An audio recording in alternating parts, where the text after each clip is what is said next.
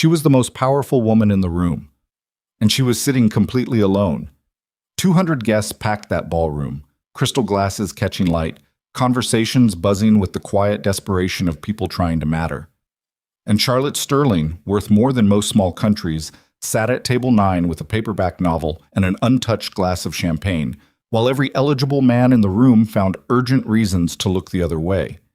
Then a 32-year-old warehouse manager with a rented tuxedo and a 7-year-old daughter waiting at home picked up his table card, read the number, and walked straight toward her. What happened next silenced an entire ballroom. But if you're watching this for the first time, welcome. Before we go any further, hit that subscribe button right now, because this channel is where ordinary people make extraordinary choices, and the stories we tell here will stay with you long after the screen goes dark. Drop a like if you believe that love doesn't follow the rules people make for it, and leave a comment below telling me your city and country. I want to see exactly how far this story travels. Now, let's go back to that ballroom. The Harrington Grand had a way of making people feel like they were auditioning for a life they hadn't earned yet. Ethan Brooks noticed it the moment he stepped through the revolving doors. The deliberate grandeur of the place, the chandeliers hanging like frozen explosions of light, the staff moving with the practiced invisibility of people paid well to disappear. He stood in the marble entry for a moment with his invitation in hand, his rented tuxedo fitting well enough in the shoulders but pulling slightly at the waist where he'd gained a few pounds from Sophie's birthday cake experiments, and he thought seriously about turning around. He didn't, but he thought about it. "You look like a man attending his own sentencing," said a voice beside him. He turned. A woman in her mid-50s with silver-streaked hair and an expression that suggested she found the entire evening moderately amusing was adjusting a diamond earring with practiced ease. She glanced at him sideways. "First time at one of these?" she asked. "Is it that obvious? You're the only person here who walked in looking at the chandeliers instead of scanning the room for targets." She extended a hand. "Patricia Wren. I've attended 6 of these. My sister keeps dragging me." "Ethan Brooks." He shook her hand. "My friend Marcus keeps telling me I need to get out of the house." "Does Marcus have children?" "No." "That explains it." Patricia smiled and moved on into the crowd, and Ethan found himself alone again, holding his invitation, watching 200 people perform the careful choreography of people who wanted to be chosen. He didn't want to be chosen. He wasn't sure what he wanted, exactly. He'd told himself in the car on the way over, Sophie asleep in the back seat before he dropped her at his mother's, her hair still damp from the bath, her small hand curled under her chin, that he was doing this because Marcus was right. Because he was 32 and his entire life outside of work had compressed itself into school drop-offs and bedtime stories and the specific, exhausting love of raising a child alone. Because his therapist, during their 3 sessions before he'd stopped going for financial reasons, had told him that self-abandonment disguised as devotion was still self-abandonment. He'd thought about that sentence for 4 months. He found the seating board near the entrance and ran his finger down to his name. Brooks, Ethan. Table 9. He didn't recognize the significance of the number immediately. It was only when he started moving through the room and noticed the way other men were clustered near the board in small, urgent groups, checking their assignments, checking each other's, performing rapid calculations, that something shifted in the atmosphere. He caught Marcus near the bar, already holding a drink, already looking pleased with himself in the way Marcus always looked when he believed he'd orchestrated something. "Marcus." "Ethan. You look good, man. The tux works." Table 9. Marcus's expression didn't change quite fast enough. "Yeah? Who's at table 9? "People. Guests. It's a gala, Ethan. There are tables." "Marcus." A pause. Marcus took a sip of his drink. "Charlotte Sterling may or may not have been assigned to table 9. Ethan stared at him. "She attends every year," Marcus said quickly. "It's a thing she does. I don't know why, probably PR, but the point is she's there and nobody ever... Look, the matchmaking algorithm is genuinely random. I didn't... You absolutely did. I suggested to the coordinator that you might be open to an ambitious pairing." Marcus had the grace to look slightly guilty. "Which is true. You are a man who is open to..." "I'm going to get a drink," Ethan said, and walked away. He stood at the bar for a few minutes with a glass of club soda because he was driving later, watching the room settle into its dinner configuration. He knew who Charlotte Sterling was. Everyone in the city knew who Charlotte Sterling was. Sterling Global had its name on 3 buildings downtown and its logo in the financial news approximately once a week. She was 40 years old, a self-made billionaire, founder of a company that had grown from a 2-person consulting firm to one of the largest integrated logistics corporations in the country. She'd been on magazine covers. She'd testified before a Senate subcommittee. She was, by every available metric, operating in an entirely different atmosphere than a man who managed receiving operations at a distribution center and drove a 2019 Honda CR-V with a car seat permanently installed in the back. He should ask the coordinator to switch his table. It was the obvious move. Find something in the high 70s, sit across from someone in a similar zip code of life experience, have a pleasant dinner, go home, tell Marcus it was fine, move on. He picked up his table card and looked at the number again. Then he looked up. She wasn't hard to find. Table 9 was near the center left of the room, slightly away from the main cluster of tables, and she was the only person sitting at it. The table was set for 4, but 3 seats were empty. She'd pushed the centerpiece slightly to one side to create space, and she was reading. An actual book, small, paperback, its spine creased in the way books get when someone has opened them many times. She held it in one hand and her champagne glass in the other, and she wasn't touching the champagne, just holding it, like a prop she'd picked up and forgotten to set down. Ethan watched for a moment. Around her, the room buzzed. People laughed, clinked glasses, performed their availability. A few men glanced toward table 9 and then, calculating something, looked away. He thought about Sophie asking him that morning, with the absolute directness of a 7-year-old. "Daddy, are you scared of anything?" He'd said, "Sure, lots of things." She'd thought about it, "But you do them anyway." It wasn't a question. It was a 7-year-old's observation stated as fact, the way children sometimes accidentally describe you better than you describe yourself. Ethan picked up his club soda and walked across the ballroom to table 9. She heard the chair move before she looked up, and her first instinct was the familiar brace. The practiced patience she'd developed over years of people sitting down next to her because they wanted something. A meeting, an introduction, an investment, access. Her assistant had once calculated that in a single calendar year, Charlotte had been approached at social events 114 times by people who needed something from her, and approximately 4 times by people who didn't. She looked up. The man settling into the chair beside her, not across from her, but beside her, which was slightly unusual, was younger than she'd expected.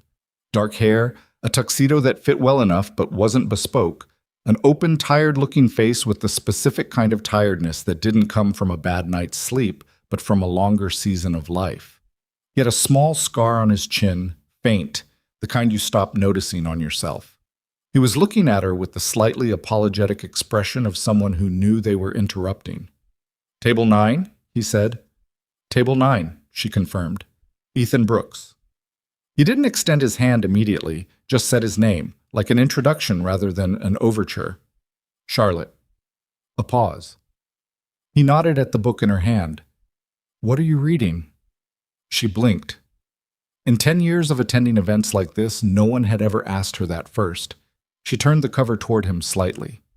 "The Remains of the Day," Kazuo Ishiguro. The spine was so creased the title was barely readable. "I've started it 4 times, she said, and wasn't sure why she volunteered that.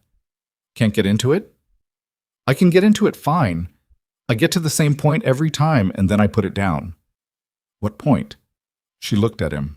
He was watching her with what seemed like genuine curiosity, not the performed attentiveness of someone waiting for their turn to speak. "There's a scene," she said, "where Stevens is driving through the English countryside, and he stops at a viewpoint and someone tells him the view is remarkable, and he agrees. But you realize he's agreeing because he's supposed to, because he doesn't actually know what he feels anymore. He's spent so long performing competence that the actual experience of things has just receded." A beat.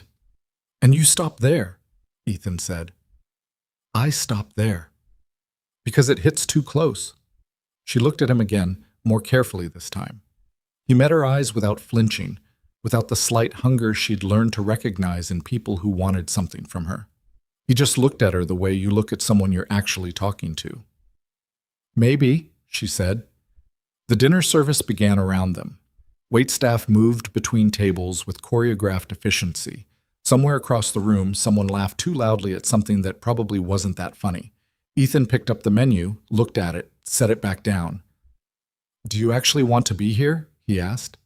"No," she said, before she'd decided to be honest. "You?" "My friend Marcus thought it would be good for me. He's usually wrong about social activities, but occasionally accidentally right, so I'm giving it a chance." "What does Marcus think is good for you?" "Getting out of the house, talking to adults, existing outside of a 7-year-old's orbit." "You have a kid." "Sophie, 7. She told me this morning that my hair looks like a math teacher's, which I think was a compliment, but I'm not totally sure." Something in Charlotte's expression shifted.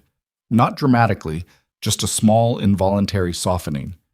"How long has it been—" She stopped herself. "Single dad?"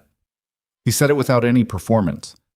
"About 4 years. Her mom and I weren't good together, better separately. Sophie seems okay." He picked up his water glass, set it down. "Most days I'm pretty sure she's more than okay. Some days I'm just hoping I'm not screwing it up too badly." "That's parenting," Charlotte said. "You have kids?" "A daughter, Olivia. She's 10. A pause that had some weight behind it. I haven't been as present as I should be. The company takes a lot." "I believe it. You know who I am?" "I know what you do." He said it simply. "But that's not—" He glanced toward her book. "Stevens knows what he does, too." Charlotte looked at him for a long moment. Around them, the gala hummed and glittered. 200 people performing the elaborate social arithmetic of people trying to matter to each other, calculating angles, trading names, working the room. At table 9, 2 people were just talking. "Where do you work?" she asked. "Distribution center. I manage receiving operations." He said it without apology or embellishment, the flat declarative delivery of someone who'd stopped caring what that information did to people's expressions. "I schedule doc assignments, manage the inbound team, do a lot of spreadsheets about things arriving late." "Do you like it?" He thought about it honestly. "I like the people. I'm good at the logistics part. It's not what I thought I'd be doing at 32, but it's steady, and the benefits are decent, and I can pick Sophie up at 3:15, which matters more than I expected it would when I was 25 and thought I'd be something else by now." "What did you think you'd be?" "Architect. I got 2 years into the program, and then my dad got sick and I took time off, and then—" He made a small, undramatic gesture. "Life. You know." "I know," she said, and meant it more than she'd expected. The appetizers arrived. They ate without the self-consciousness of a first date, talked about the book. She'd read the ending without him on her 3rd attempt and told him what happened without apologizing for the spoiler, and he'd said, "I kind of figured that was where it was going, and that was somehow exactly right." He told her about Sophie's current phase of insisting that all food be organized by color on the plate before she'd eat it. Charlotte told him, surprising herself, about Olivia refusing to eat anything from the school cafeteria on principle since last February after a disagreement about pizza that had apparently achieved philosophical dimensions. What was the disagreement? The cafeteria called it artisan flatbread. Olivia said pizza doesn't get to have opinions about itself. Charlotte paused. She was right, honestly. Ethan laughed. A real laugh, not a social laugh, the kind that surprised him slightly. Charlotte noticed the difference. She also noticed, at intervals, the glances from other tables. She was accustomed to being looked at, but these looks had a particular texture, amused, speculative, pitying in the way that people pity situations they've already decided the outcome of. She saw a man near table 4 lean toward his companion and say something. She saw the companion glance toward table 9 and suppress a smile. She'd seen that expression before. It was the expression people wore when they were watching something they expected to fail. Ethan either hadn't noticed or had decided not to. "Your friend Marcus," Charlotte said. "He knows who I am?" "Oh, definitely. He absolutely engineered this." Ethan said it without resentment, just mild exasperation. "He's been trying to get me to date again for 2 years, and he went nuclear." Most men who've been placed at this table have asked me about expansion into Southeast Asian markets within the first 10 minutes, Charlotte said. Is that a hint? It's an observation. Charlotte. He said her name simply, without using it as a device. I don't have any money to invest. I'm also not going to pitch you anything, or name drop anyone, or pretend I follow quarterly earnings reports. If that's going to be a problem, it's not a problem, she said. And the strange thing, the thing she'd turn over in her mind for the next 9 days, was that she meant it with a clarity she hadn't felt in years. The gala wound down around them in the way formal events do. Gradually, then all at once. People said elaborate goodbyes that took longer than the hellos. The band played something instrumental that nobody listened to. Charlotte signed 2 things that her assistant materialized to present and then dissolved back into the crowd. Ethan sat with her until the tables around them began to empty, not because he had nowhere else to be, but because the conversation had a quality he hadn't felt in a long time, the specific ease of talking to someone who wasn't performing anything at him. At some point, a man who introduced himself as Gerald from Table 6 stopped by to say hello to Charlotte and spent 3.5 minutes talking about someone named Harrington who wanted to schedule a call, and Charlotte handled it with practiced efficiency. And when Gerald moved on, she turned back to Ethan and said, "Sorry," and he said, "Don't apologize for your life."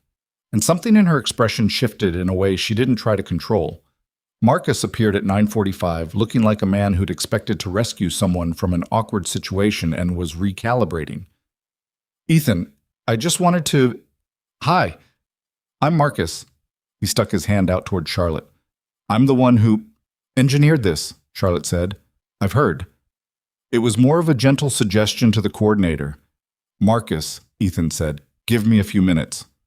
Marcus retreated, impressed against his will. Charlotte looked at her book, closed now on the table.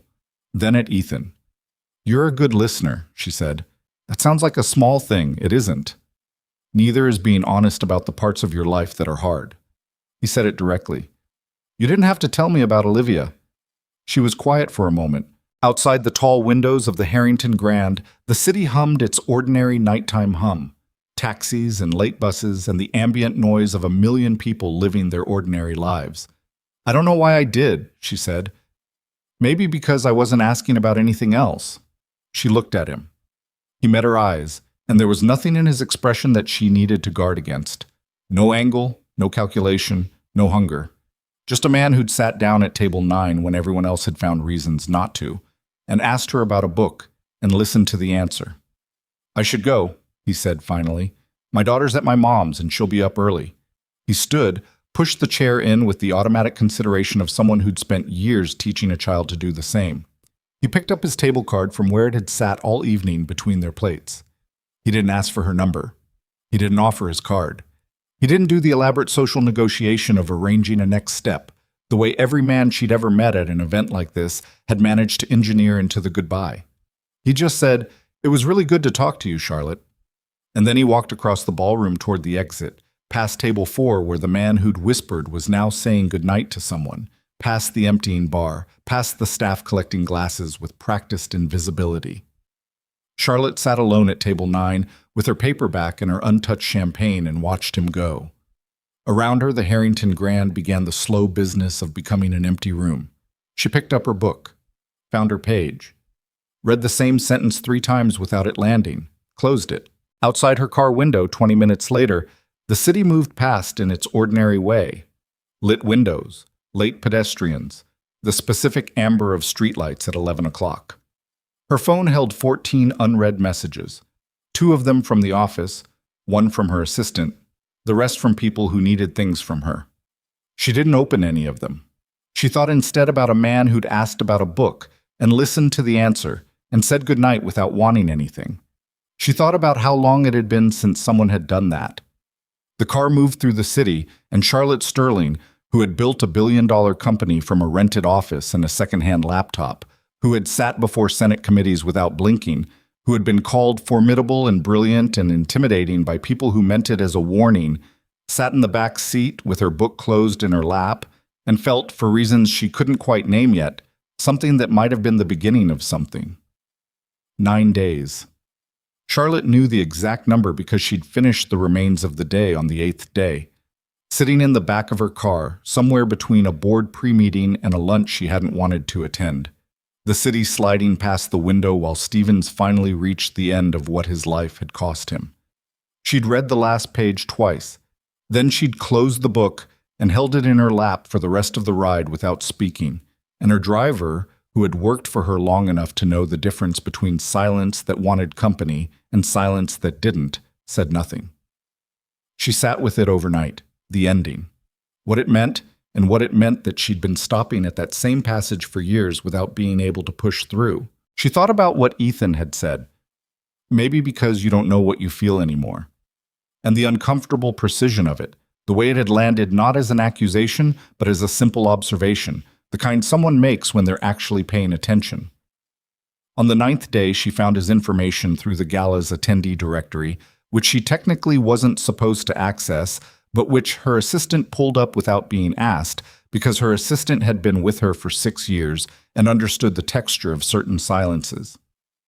She typed the message herself, deleted it twice, wrote it a third time.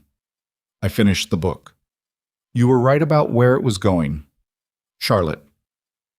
She stared at it for a long moment before she sent it, aware that she was doing something she hadn't done in years, initiating, not responding to someone's approach, not managing in advance, not evaluating whether someone's interest was worth her time, just reaching out, because she wanted to.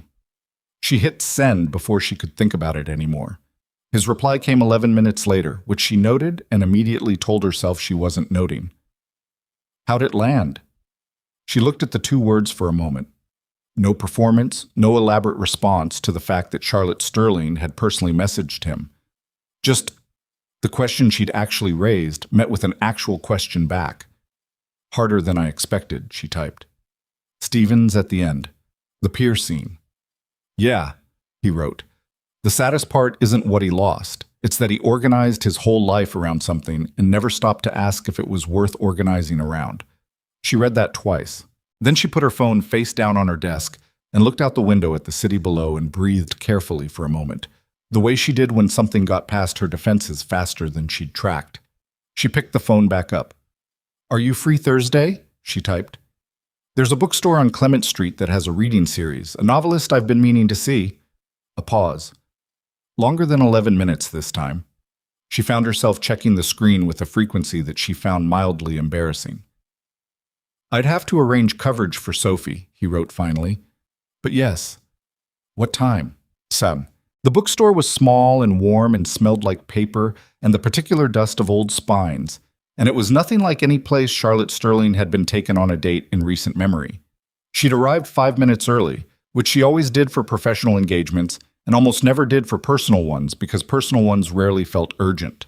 She was standing near the poetry section studying the spine of a Mary Oliver collection when Ethan walked in wearing a jacket over a flannel shirt and looking around for her with the slightly uncertain expression of someone who wasn't sure he was in the right place until he was. He saw her and the expression resolved into something easier. You're early, he said. I'm always early. She paused. I was told it's intimidating. By who? Several people over the years. Being on time isn't intimidating, he said, moving alongside her toward the chairs being set up near the back.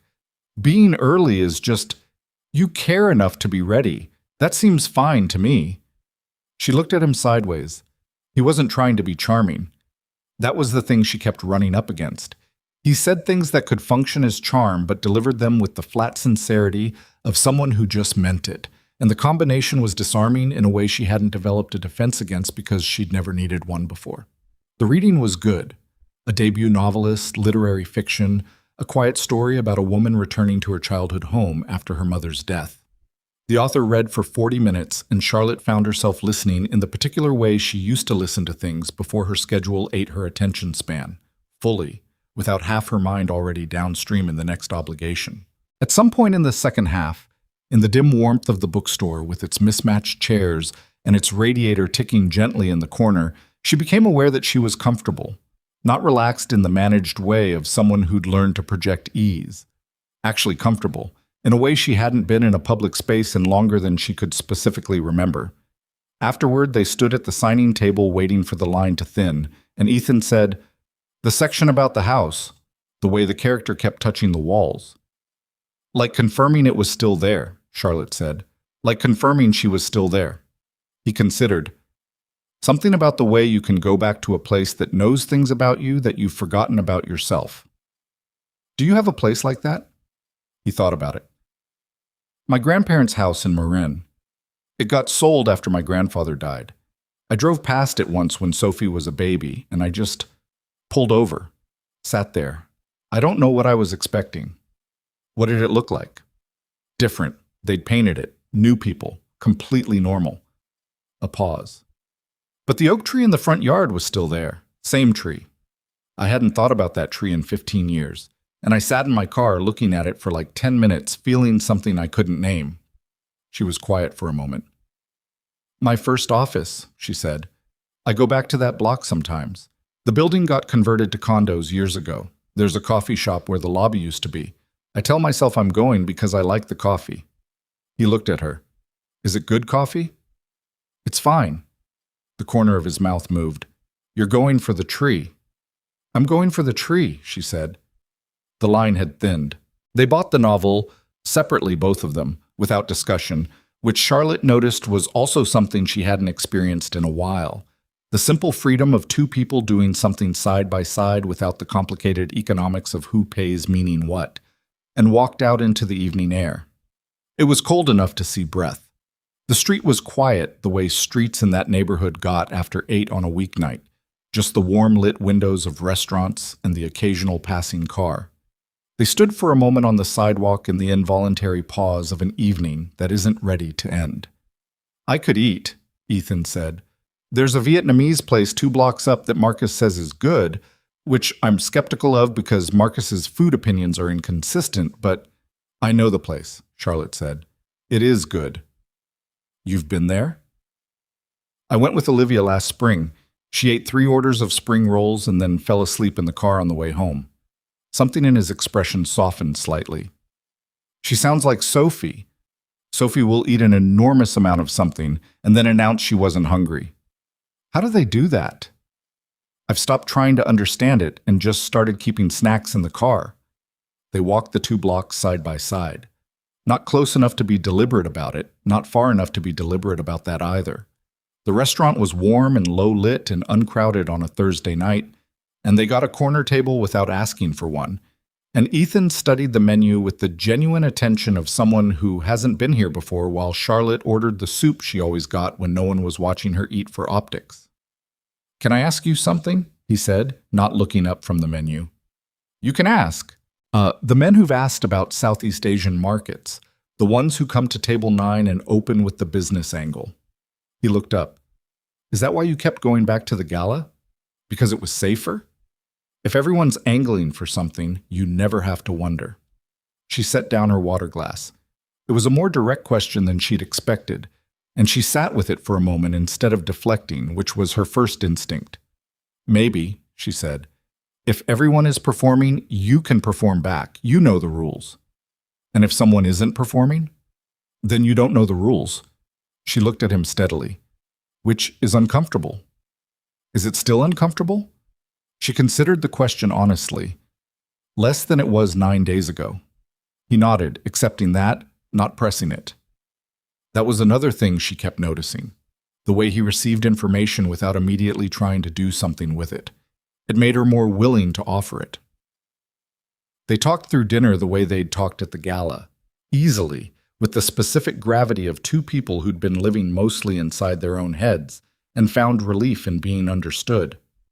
He told her about Sophie's current project of building an elaborate world out of cardboard boxes in their living room that he wasn't allowed to dismantle because it was structurally important. She told him about Olivia's insistence on texting her updates about TV shows Charlotte had never watched. The messages arriving during board meetings in an unbroken stream. She did not. "Okay, this is actually insane. Mom, you have to watch this." And how Charlotte had started reading them back in sequence on the car ride home as the closest thing to a daily debrief she and her daughter had. "But you haven't watched the show," Ethan said. No. Why not? A small silence. I keep meaning to. I run out of evening. She heard herself say it and felt the flat inadequacy of it. I know how that sounds. It sounds like someone who's been running at full capacity for a very long time, he said, not like a bad mother. She looked at him across the table. You don't know me well enough to make that assessment. No, he agreed, but I know that you read her texts, all of them, in order, on the car ride home. That's not nothing, Charlotte. She looked down at her soup, something tight in her chest that she'd stopped noticing because she'd had it so long shifted slightly, like something settling. She wants me at her school's winter showcase, she said. It's in 3 weeks. I have a London call scheduled. Can the London call move? It could. She paused. It always could. That's the thing I've been figuring out. The immovable things are mostly movable. I've just been treating them as fixed because it's easier to have a rule than to keep making choices. Ethan was quiet for a moment. Sophie's first grade play, he said.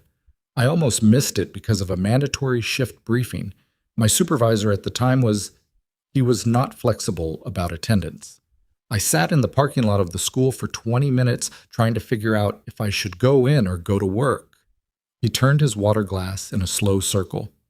I went to the play. I got written up for the missed briefing. I've thought about that a lot, and I've never once regretted the play. What was she in it as? A cloud. He said it with the particular solemnity of someone revisiting a sacred memory. She had a gray costume with cotton balls on it. She had one line, I bring the rain. And she delivered it with complete conviction. I cried in the second row, and I'm not embarrassed about it. Charlotte laughed. The kind of laugh that comes from somewhere real, not the social variety she'd developed for conference rooms and charity events. She covered her mouth briefly with her hand, and across the table Ethan watched her with an expression that wasn't triumphant about making her laugh, just glad. It didn't happen all at once. Things that are actually real rarely do. There were 6 more evenings over the next 2 months, the kind that didn't announce themselves as dates, but accumulated weight anyway. A Sunday afternoon art museum visit that started as Charlotte mentioning an exhibition she wanted to see and ended with them spending 45 minutes in front of a painting that neither of them fully understood and arguing about it companionably until the guards started giving them looks. A Saturday morning at a farmer's market because Ethan had to pick up something for a soup he was making and Charlotte had no particular reason to be there, except that when he'd mentioned it in a message the night before, she'd thought, I have nothing on Saturday morning, and then immediately thought, that's not true, you have a report to review, and then sent back what time. She reviewed the report Sunday evening. It was fine. He cooked for her twice at his apartment, a 3rd-floor walk-up in the Sunset District that was clean and modestly furnished and covered in evidence of a child. Sophie's drawings taped to the refrigerator at irregular intervals, a pair of small rain boots by the door, a cardboard city in the corner of the living room that had expanded considerably from his earlier description. The first time she'd come, she'd stood in the entrance and taken it all in. The lived-in warmth of it, the ordinary domestic accumulation of a life organized around someone small, and felt something she couldn't immediately name. She named it later, alone in her own apartment, which was perfectly designed and very quiet. She'd felt, standing in Ethan's entryway, like she was looking at a house that was actually a home and understanding the difference in a way she hadn't for a long time. The night she met Sophie, she arrived early and found the girl already in her pajamas, working on a drawing at the kitchen table with the absolute focus of a child who has decided something is important. Ethan had warned her, she may ignore you for a while. She gets absorbed. Don't take it personally. Charlotte had brought a book, not as a prop. She'd actually thought about what a 7-year-old might want, had stood in the bookstore on Clement Street for 15 minutes before the employee had asked if she needed help, and she'd said, I'm looking for something for a kid who sounds like she has opinions, and the employee had handed her a book about a girl who builds her own rocket ship, and Charlotte had thought, yeah, that sounds right. Sophie looked up from her drawing when Charlotte put the book on the table. She considered the cover, looked at Charlotte, looked at the book again. Did you pick this yourself? She asked. Yes. Dad didn't tell you to get it? Your dad told me you like building things. I made the rest up. Sophie picked up the book and examined the back cover with the careful scrutiny of a child who takes literature seriously. "I already have a lot of books," she said, which was not a rejection, but an evaluation. "That's the right amount of books," Charlotte said. Sophie looked at her again. Something shifted in her expression, a small recalibration, the kind children do when they've received an answer that was better than expected. She went back to her drawing. Charlotte sat at the table across from her and waited, and after about 4 minutes, Sophie slid the drawing sideways so Charlotte could see it. A house with an improbably large yard and what might have been horses or large dogs in it, Charlotte couldn't tell. "Is that your house?" Charlotte asked. "The house I'm going to have," Sophie said. "When I'm grown, I'm going to have a yard." A pause delivered with complete seriousness. "We don't have a yard now." "That's a good yard," Charlotte said. "I know," said Sophie.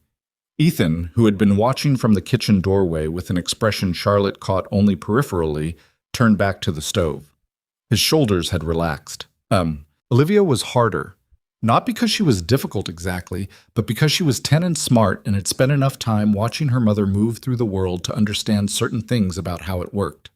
When Charlotte brought Ethan to the weekend lunch she'd scheduled, carefully, deliberately, as an actual appointment in her calendar for the first time in years, Olivia assessed him with the quiet patience of someone doing math. She was polite. She answered his questions about school with complete sentences. She ate her food. She didn't perform warmth she didn't feel, which Charlotte recognized as her own trait and found simultaneously proud and difficult.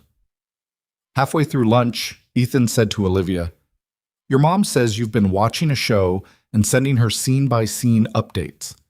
Olivia glanced at Charlotte with an expression that was hard to read. "She reads them?" "She told me she reads them on the car ride home," Ethan said. "In order." Olivia absorbed this. "She never says anything back." "She might not know what to say," Ethan said. "Have you tried asking her to watch an episode with you?" "She's busy." "She's here right now."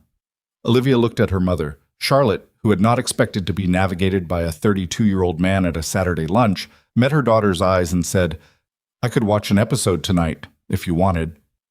Olivia was quiet for a moment. "It's a lot to catch up on," she said carefully. "We're on season 2. "Then we watch season 2. I'll ask questions." "You'll ask a lot of questions," Olivia said. "It's complicated." "I run a company," Charlotte said. "I can follow a complicated show." Something moved in Olivia's expression, quick, young, the involuntary kind. "Okay," she said, and went back to her food. And Charlotte felt the specific precision of her daughter's okay land somewhere. She'd been waiting without knowing she was waiting. The two girls met for the first time 6 weeks later, at a weekend afternoon that started as the adults' meeting for coffee and expanded, somewhat organically, into a trip to the park because it was unseasonably warm, and Sophie had been promised outdoor time. Olivia, who had been told about Sophie in the car on the way over, greeted her with measured politeness. Sophie, who had been told about Olivia in approximately the same terms and retained about 60% of the information, looked at her with open curiosity. "Do you like building things?" Sophie asked within 90 seconds. "Depends on what kind of things," Olivia said. "I'm building a city in our living room. It's structurally important." "What do you mean structurally important?" "If you remove one box, the whole west wing falls over." Olivia looked at her with the expression of someone encountering an unexpected peer. "Show me." They walked ahead on the path, and Charlotte and Ethan followed at a comfortable distance. And Charlotte watched her daughter talking to this 7-year-old with the animated sincerity of someone who had found, unexpectedly, someone worth talking to. Olivia's hands moved. Sophie gestured at something. They were too far ahead to hear clearly, but the posture of both of them, leaning slightly toward each other, the body language of mutual interest, said what the words didn't need to. "Huh," Ethan said quietly beside her. "Yeah," Charlotte said. They walked without talking for a moment. Ahead, Sophie said something that made Olivia laugh. A real laugh. The 14-carat kind that Olivia didn't deploy casually. Charlotte hadn't heard that laugh in a while. The particular ease of it hit her somewhere unexpected. "She doesn't laugh like that with just anyone," she said. "Neither does Sophie." Ethan was quiet. "Sophie can tell when someone's pretending to be interested in her. She drops them pretty fast." "Olivia, too." Charlotte paused. She told me once that she can always tell when adults are performing nice. How does she tell? She said their eyes don't change when they smile. Ethan looked at the two girls ahead of them. Smart kid. Terrifying, actually. But Charlotte said it with the specific warmth that only parents use when they mean the opposite of what the word sounds like. They reached a stretch of the path where it opened onto a small meadow, and Sophie immediately abandoned the conversation to run toward an indeterminate point in the distance the way 7-year-olds do when released into open space. Olivia watched her for a moment, then, after a pause that had the quality of a decision, ran after her. Charlotte stood at the edge of the meadow and watched her 10-year-old, who had been careful and measured and older than her age for 2 years, run across the grass after a 7-year-old she'd known for 40 minutes, and something in her chest did something she hadn't prepared for. She became aware of Ethan standing beside her, not saying anything, just there. I don't know how to do this, she said quietly. Do what? This. She gestured vaguely at the meadow, the girls, the afternoon, the entirety of what she was feeling that she didn't have organized language for yet. I know how to run a company. I know how to manage crises and read a room and negotiate things that other people think are impossible. I know how to be effective. A pause. I don't know how to just be somewhere and feel something without needing to manage it. He was quiet for a moment. You don't have to know how, he said. You just have to stay. She looked at him. The afternoon light was the specific gold of late fall, and the meadow was mostly empty, and her daughter was laughing somewhere in the distance. And Charlotte Sterling, who had built an empire and learned to need nothing and perfected the management of her own emotions as a survival strategy, felt something open in her chest that she'd been keeping closed for a very long time. She didn't say anything. He didn't need her to. They stood there together and watched the girls run, and the afternoon moved around them the way good afternoons do when you finally stop trying to get somewhere else. That was the moment, though neither of them put a name on it yet. That was the moment both of them stopped pretending they were just two people who'd sat at the same table one night and found each other interesting.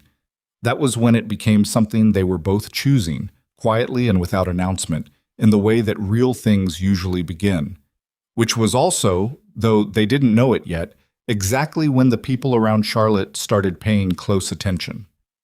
Richard Lawson had been on Sterling Global's board for 11 years, which was long enough to know exactly where the pressure points were.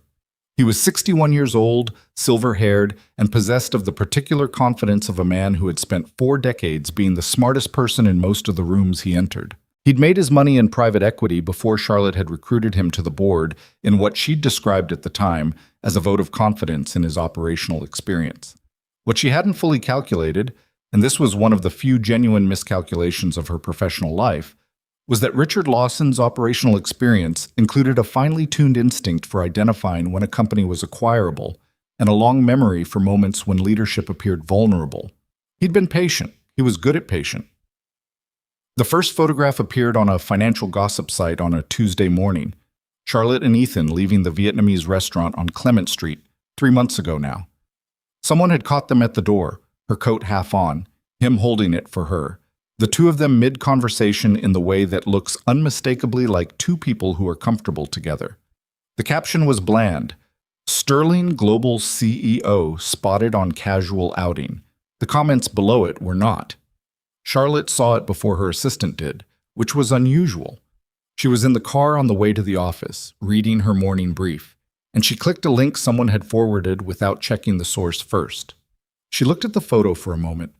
Then she put her phone down and looked out the window and thought about what the photograph meant and what it didn't mean and what certain people would decide it meant regardless. She called Ethan at 7:42. "There's a photo of us online," she said when he picked up. He was clearly in the middle of the school run.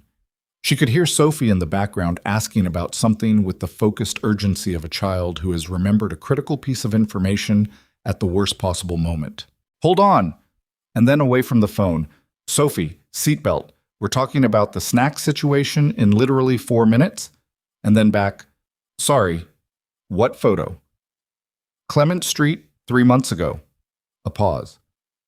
"It's not a bad photo. That's almost annoying. Are you okay?" "I'm fine. I just wanted you to know before someone mentioned it to you. Charlotte. His voice shifted slightly. The particular register he used when he was setting aside the surface of a conversation to address what was actually happening in it. Is this the kind of thing that's going to cause problems for you? It's the kind of thing that will cause noise, she said carefully. Whether it causes problems depends on who decides to use it. She knew, even as she said it, that she already had a candidate in mind. Richard hadn't said anything directly. That wasn't his style. What he'd done was ask, during a routine board call the previous week, whether Charlotte had considered how her current personal situation might affect her availability during the upcoming Q1 strategic push. The phrasing was exquisitely diplomatic. The intent was not. Charlotte had answered the question with the measured precision she used for all of Richard's indirectly aimed provocations, and the call had moved on, and she'd sat with the knowledge that he was circling something the way a man like Richard always circled things before he committed. What she hadn't anticipated was the speed. The second photo appeared 4 days after the first. This one was different. Ethan in the parking lot of the Sterling Global building, which he'd visited exactly once to drop off a jacket Charlotte had left in his car.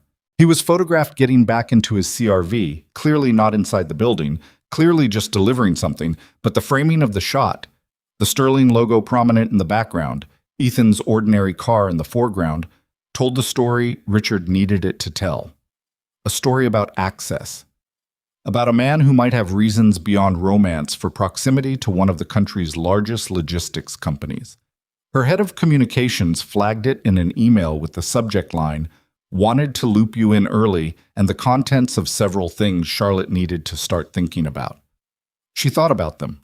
She also thought about calling Ethan and telling him to stop coming to her building, and then thought about what that meant and what kind of person it would make her, and didn't make the call. Instead, she showed him the second photo when they met for dinner that Thursday. He looked at it for a long moment without speaking. She watched his face, which she'd gotten reasonably good at reading over the past months. It wasn't a face that performed reactions. It was a face that had them, sometimes with a slight delay while the information settled. "Somebody's following me," he said. "I think so. Because of you." "Because of me?" "Yes." He set the phone down on the table, picked up his water glass, put it back without drinking. "Okay," he said. "Okay? I mean, okay, that's the situation. I'm not going to pretend it's fine because it's not fine. Someone taking pictures of me in a parking lot is not fine. But you're telling me, which I appreciate, and I'm assuming you're dealing with it from your end." A pause. "Are you?" "Yes." "Then, okay." He looked at her steadily. "Is there anything you need from me that I can actually do?" She sat with that for a moment, the straightforward pragmatism of it. Not "are you sure you want to keep doing this?" Not "maybe we should slow down?" Not the elaborate diplomatic retreat that several men in her past had performed when things became professionally inconvenient. Just, "What do you need, and what can I do?" "I don't know yet," she said honestly. "All right." He picked up the menu. "Then we eat dinner, and you tell me when you know."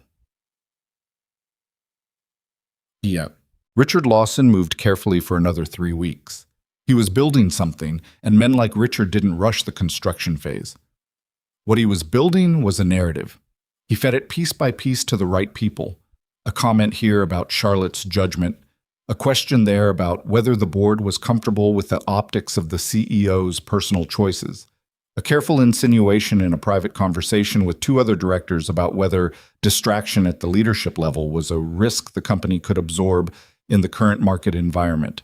He never said anything that could be directly quoted. He never put anything in writing. He worked the way water works on rock, and he was patient about it because he'd been patient about harder things. Charlotte knew he was doing it. She had enough visibility into the informal architecture of her own board to track the temperature of individual relationships, and she could feel the shift the way you feel weather changing, in the small adjustments of tone, the carefully worded emails, the meetings that got slightly shorter. She didn't tell Ethan all of it. She told him the broad shape, that there was a board member with ambitions that conflicted with hers, that he was using their relationship as a piece of a larger move, that she was managing it. She didn't tell him about the 3 conversations she had with her corporate attorney that month, or the 2 nights she'd spent at her desk, at midnight running numbers on how a hostile board vote would land, or the specific cold clarity she'd felt one morning in the shower when she'd understood that this was going to come to a head and that where it came to a head would determine what happened next. What she did tell him was that Sterling Global's annual charity gala was in 3 weeks, that she wanted him there, and that it was possible Richard Lawson would choose that event as his venue. "Why there?" Ethan asked. They were in his kitchen. He was making pasta, something with sausage and fennel that had been simmering for 40 minutes while Sophie worked on what she'd informed them was the cultural district of the cardboard city. Charlotte was sitting at the counter with a glass of wine she'd been nursing for an hour. "Because it's 200 people," she said. "Investors, board members, press. If you want to make a public point, you make it where the audience is already assembled." She turned the wine glass in a slow circle. "Richard likes witnesses." Ethan stirred the pan without looking up. "What would he say?" "Something about you, something about why you're an inappropriate choice for someone in my position. He'll frame it as concern." She paused. "He's very good at framing concern." "And you want me there anyway?" "I want to stop rearranging my life based on what Richard Lawson might do." She said it flatly. "I've been doing that for 3 weeks, and I'm tired of it." He turned around and leaned against the counter across from her, arms crossed, looking at her with the direct attention she'd come to rely on. "What happens if he does say something, in front of 200 people?" "I don't know," she said. "It depends on what he says and how it lands. Those rooms, the people in those rooms make judgments fast and they stick." She met his eyes. "I'm not going to tell you it's not a risk.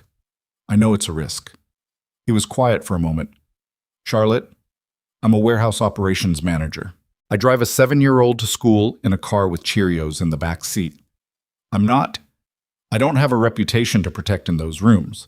Whatever he says about me, it's probably accurate on the surface. A beat. The question is whether you can handle what he says about me being accurate on the surface." She looked at him for a long moment. "Yes," she said. "I can." He held her gaze for a second, then nodded once, turned back to the stove. "Then I'll be there." Motaunt. The Sterling Global Annual Charity Gala was held at the Meridian Club on the 15th of February, which meant the city had dressed itself in the particular sleeted misery of midwinter, and the guests arrived in expensive coats in the specific mood of people who have an obligation to be somewhere impressive and have decided to make the best of it. Ethan wore the same rented tuxedo from the Harrington Grand. He'd mentioned this to Charlotte the week before, slightly self-consciously, and she'd said, "I know," and he'd waited for more, and she'd said, "You looked fine in it," and that was the end of the conversation about the tuxedo. He picked her up at her apartment, which he'd started doing instead of meeting her places, because she'd once said offhandedly that she always arrived everywhere alone, and it was one of those things you stopped noticing until someone changed it. He rang the lobby intercom, and she came down in a floor-length navy dress with her hair done differently than he usually saw it. Up, formal, the deliberate construction of a woman who understood the language of these rooms. He looked at her for a moment when she came through the lobby doors. "You look," he started. "Don't," she said, but not unkindly. "If you say something nice, I'm going to have to recalibrate my composure, and I've spent 40 minutes on my composure." "I was going to say you look like yourself," he said, "just with better posture." She looked at him for a half-second. "Get in the car, Ethan." He grinned and got in the car. The Meridian Club was the kind of venue that had been impressive for 60 years and knew it. The charity gala drew a specific subset of the city's financial and corporate world.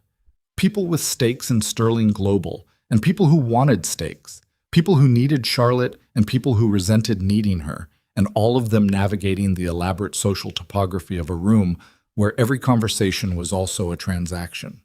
Charlotte moved through it with the ease of someone who'd been doing this for 15 years, which she had.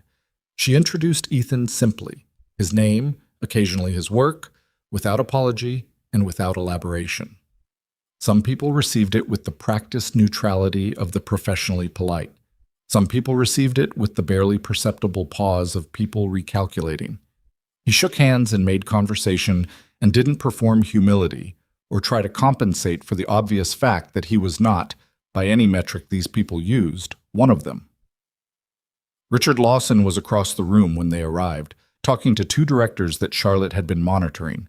He saw her come in. He saw Ethan. His expression didn't change visibly, but Charlotte felt the moment of recognition, like a small drop in barometric pressure. She kept moving. The dinner portion passed without incident. Ethan sat beside her at the head table. She'd placed him there deliberately, a decision that had required managing the seating coordinator. And the conversation around the table was the standard mixture of professional small talk and careful information exchange. The man to Ethan's right, a venture investor named Crawford, asked him what he did and listened to the answer without visible condescension, which Charlotte noted as above average for the room. The woman across from them talked for 12 minutes about a zoning dispute she was involved in that Ethan listened to with every appearance of genuine interest, which Charlotte knew was genuine because she'd watched him listen to enough people now to know that he didn't fake it. It was during the program portion, the presentations about the charitable foundation's work, the brief speeches, the cocktail interlude that followed, that Richard made his move. Charlotte felt it before she saw it.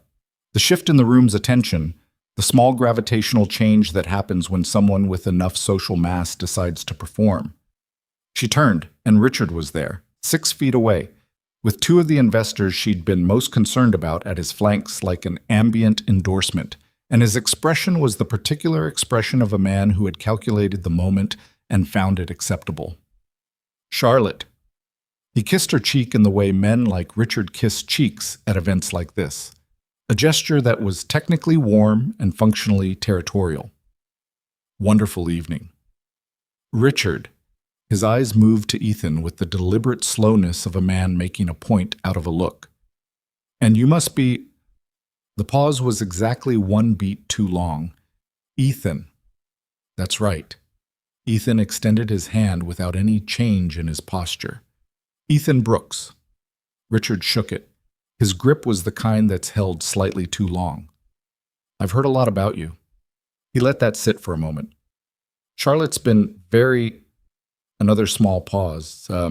Taken with you. I've been pretty taken with her, Ethan said, the same even tone. Yes? Richard smiled. It was a practiced smile with no feeling behind it. Charlotte had seen it for 11 years and could have described the precise arrangement of muscles involved. He turned it toward the two investors flanking him, and then back, including them in the moment. I suppose it's refreshing for Charlotte to spend time with someone, outside her usual circle, a different perspective. He said it with the warmth of an observation that was also a diminishment. You're in logistics, I understand. Operations of some kind? Warehouse receiving, Ethan said. Yes. Remarkable. Richard said the word with the tone of someone marveling at an exotic animal. He let his eyes travel briefly, visibly, over Ethan's tuxedo, the kind of once-over that wasn't about what it found, but about the act of looking. And the gala circuit is a new experience for you, I imagine. Around them, the cocktail hour buzzed and clinked, and Charlotte felt several people nearby calibrate their attention toward this conversation with the practiced peripheral awareness of people who made their living noticing things. I've been to one before, Ethan said. This one has better appetizers. A few people near them registered the response. Richard's smile didn't waver, but something behind it sharpened. He pivoted smoothly. I only wonder, Charlotte carries enormous responsibility. This company, the people it employs, the stakeholders who depend on her judgment. He spread his hand slightly, a gesture that performed reasonableness. Her time is a resource. I'm sure everyone here appreciates that she deserves a companion of equivalent standing. Someone who shares the weight of that world, not just... He gestured again, a small dismissive gesture that encompassed Ethan's entire existence in one understated movement, visits it. The cocktail noise around them didn't exactly stop, but in a radius of about 15 feet, it thinned. Charlotte opened her mouth. Ethan spoke first. He didn't raise his voice. He didn't shift his posture dramatically. He just looked at Richard Lawson with the steady, unimpressed attention of someone who had spent years dealing with situations that required clear thinking and no performance. And he said, "Can I tell you what I've noticed, Mr. Lawson?" Richard looked at him. "The people I've met tonight who seem genuinely happy to be here, the ones who laugh like they mean it, who actually listen to the person talking to them, they're not the ones keeping score." A pause. "And the ones who are keeping score, they can't talk about anything else, even when they think they're talking about something else." He held Richard's gaze with the complete calm of someone who had nothing in this room to lose, which was also everything. "You've been talking about money and standing and equivalence for about 2 minutes now. Charlotte hasn't mentioned any of that in the months I've known her. Not once. She talks about her company because she built it and she cares about it. She talks about her daughter. She talks about books." He stopped. Let that breathe for a moment. "I don't think her greatest value is her company, Mr. Lawson. I think it's her. The person who built the company, who's been carrying all of it for so long she forgot she was allowed to put it down sometimes. That's what I see when I look at her, not a portfolio." The radius of thinned cocktail noise had expanded. Richard's face was controlled, but the control was the active kind now, not the passive kind. "That's very sentimental," he said. "Probably," Ethan agreed. "I'm okay with that." A beat. 2, 3. One of the investors at Richard's flank, a woman named Patricia Vance who had been on Sterling's advisory board for 4 years and who Charlotte had always found quietly perceptive, turned to the man beside her and said something in a low voice. The man nodded. Richard recalibrated. He did it smoothly, the way you'd expect from someone with his experience, a slight broadening of his smile, a small performance of magnanimity, a half step back that was also a tactical retreat. "Well," he said, "Charlotte's lucky to have such a devoted advocate." He turned to Charlotte with the practiced ease of a man who was repositioning, not retreating. "Wonderful gala as always. We should find time this week to talk. The Q1 numbers are worth—" "My assistant will be in touch," Charlotte said. Her voice was the specific temperature of someone who has decided to end a conversation and is being polite about it as a formality. Richard moved on. His 2 flanking investors moved with him, and as they did, Patricia Vance glanced at Charlotte, just briefly, just the kind of look that carries information without words, and then she was gone too. The cocktail noise resumed its normal volume. Charlotte stood very still for a moment. She became aware that Ethan was watching her with no particular expression, just the open attentiveness he always had. A waiter moved past with a tray of champagne, and she took a glass she didn't plan to drink. "You didn't have to do that," she said quietly. "I know." "He's going to—" "I know." She looked at him. "You don't know what he's going to do." "No," he agreed. "But I know what he was doing, and I know you were about to handle it yourself, which you're completely capable of, and I'm not trying to take that from you. But—" he paused for a moment. "You've been handling things by yourself for a long time. I just wanted him to know you didn't have to." She looked at him for a long moment. The ballroom moved around them, all its noise and light and performance, and she stood in the middle of it holding a champagne glass she wasn't going to drink, looking at a man in a rented tuxedo who had just said what she'd needed someone to say in front of the people who most needed to hear it, and felt something large and quiet shift in her chest. "Nobody's done that before," she said. "Said true things out loud. Defended me because they thought I deserved to be defended, not because they wanted something back." He looked at her steadily. "I know." She didn't say anything. There wasn't anything to say that wasn't too large for a ballroom. "Can we go find some of those appetizers?" Ethan said. "Because I wasn't exaggerating. Those were genuinely good, and I skipped dinner getting Sophie settled." She laughed. The real kind, the 14-carat kind. And for a moment it broke through all of it, all the careful composure she'd spent the evening maintaining, and she covered her mouth with the back of her hand the way she did. And Ethan watched her with the quiet satisfaction of someone who knows exactly what they were aiming for. The photographs from that evening ran the next morning. There were several, the usual documentation of a charity gala, the crowd shots and the posed arrivals and the speeches. But the one that spread was taken during the cocktail hour, presumably by someone with a phone who'd recognized the value of the moment. It showed Richard Lawson mid-gesture, his hand doing that small dismissive movement, and Ethan standing across from him with an expression of complete undisturbed calm, and Charlotte slightly to the side, her posture different from the other photographs that evening. Not the composed, managed posture of a CEO at a professional event, but something more like what she looked like when she was just herself. The caption on the most widely circulated version said only, "Sterling Global Gala, Tuesday evening." The comments were different this time. Charlotte read them on her phone in the car on the way home, Ethan beside her. He'd insisted on driving when her driver had gone ahead, and she scrolled past "Who's the guy?" and apparently he shut down Richard Lawson, which honestly, and several variations on the theme that surprised her with their accuracy, considering that the photograph contained no audio. "People are saying you defended me," she said. "Did I not? You're looking at this like it's unremarkable. From where I was standing, it was pretty straightforward." He glanced at her briefly from the driver's seat.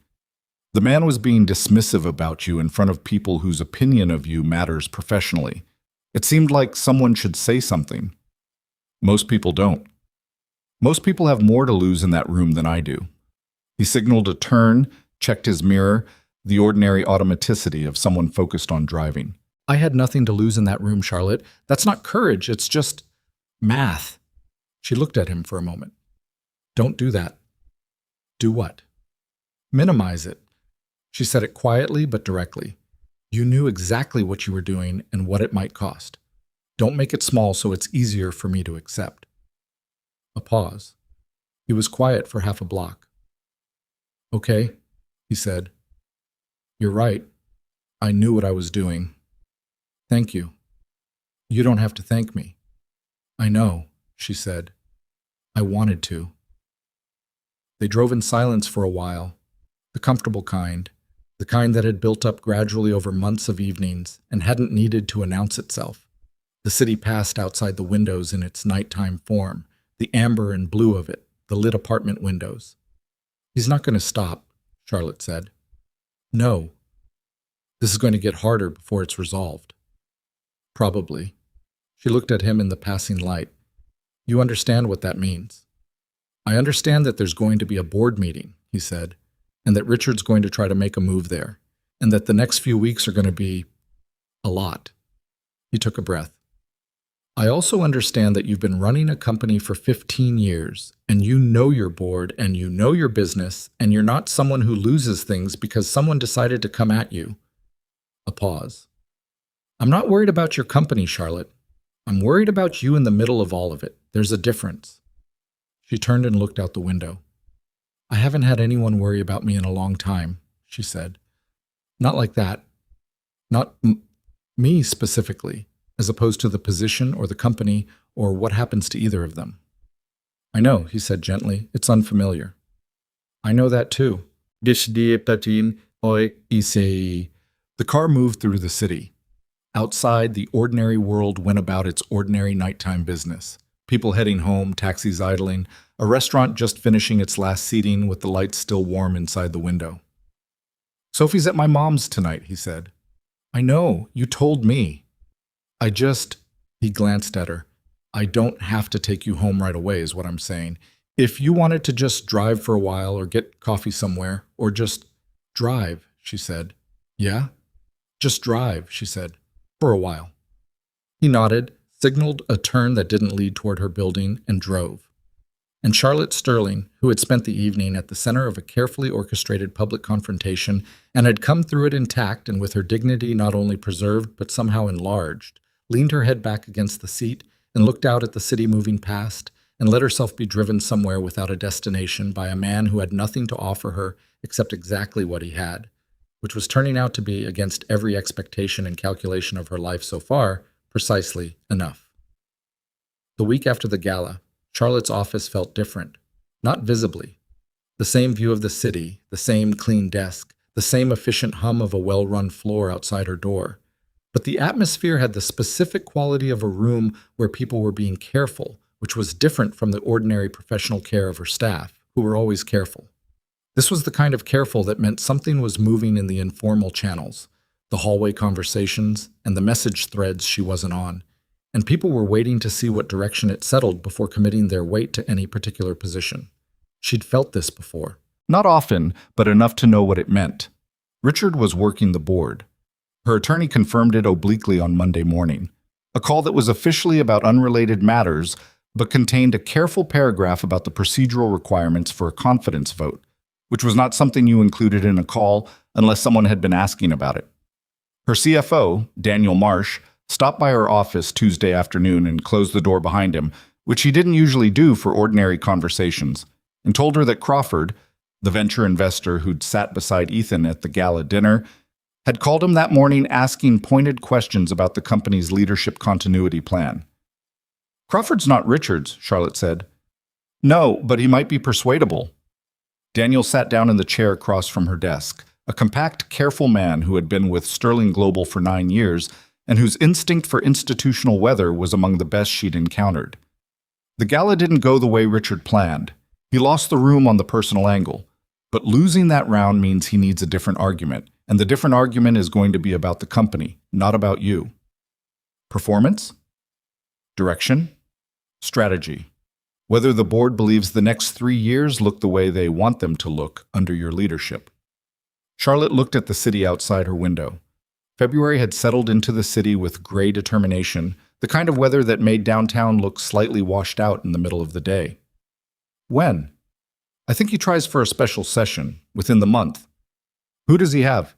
Daniel named 2 directors with some certainty, a third as probable. Charlotte did the math she'd been doing in her head for 2 weeks, and arrived at the same number she kept arriving at. It was close. Not unsurvivable, but close enough that every conversation between now and the vote carried weight. "All right," she said. "Charlotte, I know Daniel. I'm not trying to. I know you're not. Thank you for telling me." She turned back from the window. "I'm going to need the full board communication history since Q3, everything Richard has circulated or co-signed, and I want to talk to Patricia Vance this week." Daniel nodded, stood, moved toward the door, stopped. "For what it's worth," he said without turning around, "what your guy said at the gala. It's been talked about, not all of it, but it registered with some people." He left. Charlotte sat with that for a moment before she picked up the phone. Well, she didn't tell Ethan everything immediately. That wasn't withholding.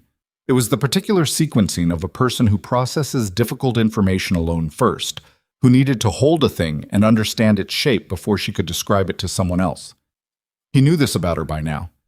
He'd learned it the way you learn things about people you actually pay attention to, through watching her go quiet in certain ways and coming back from them with her thinking organized.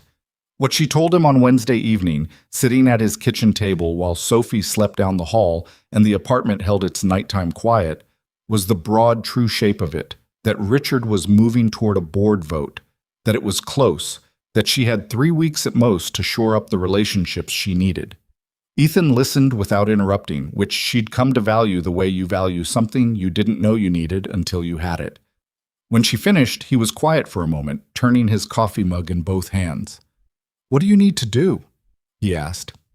12 conversations, each one with a director or significant stakeholder, each one making the case for the next 3 years in terms specific enough to be convincing and honest enough to hold up. She paused.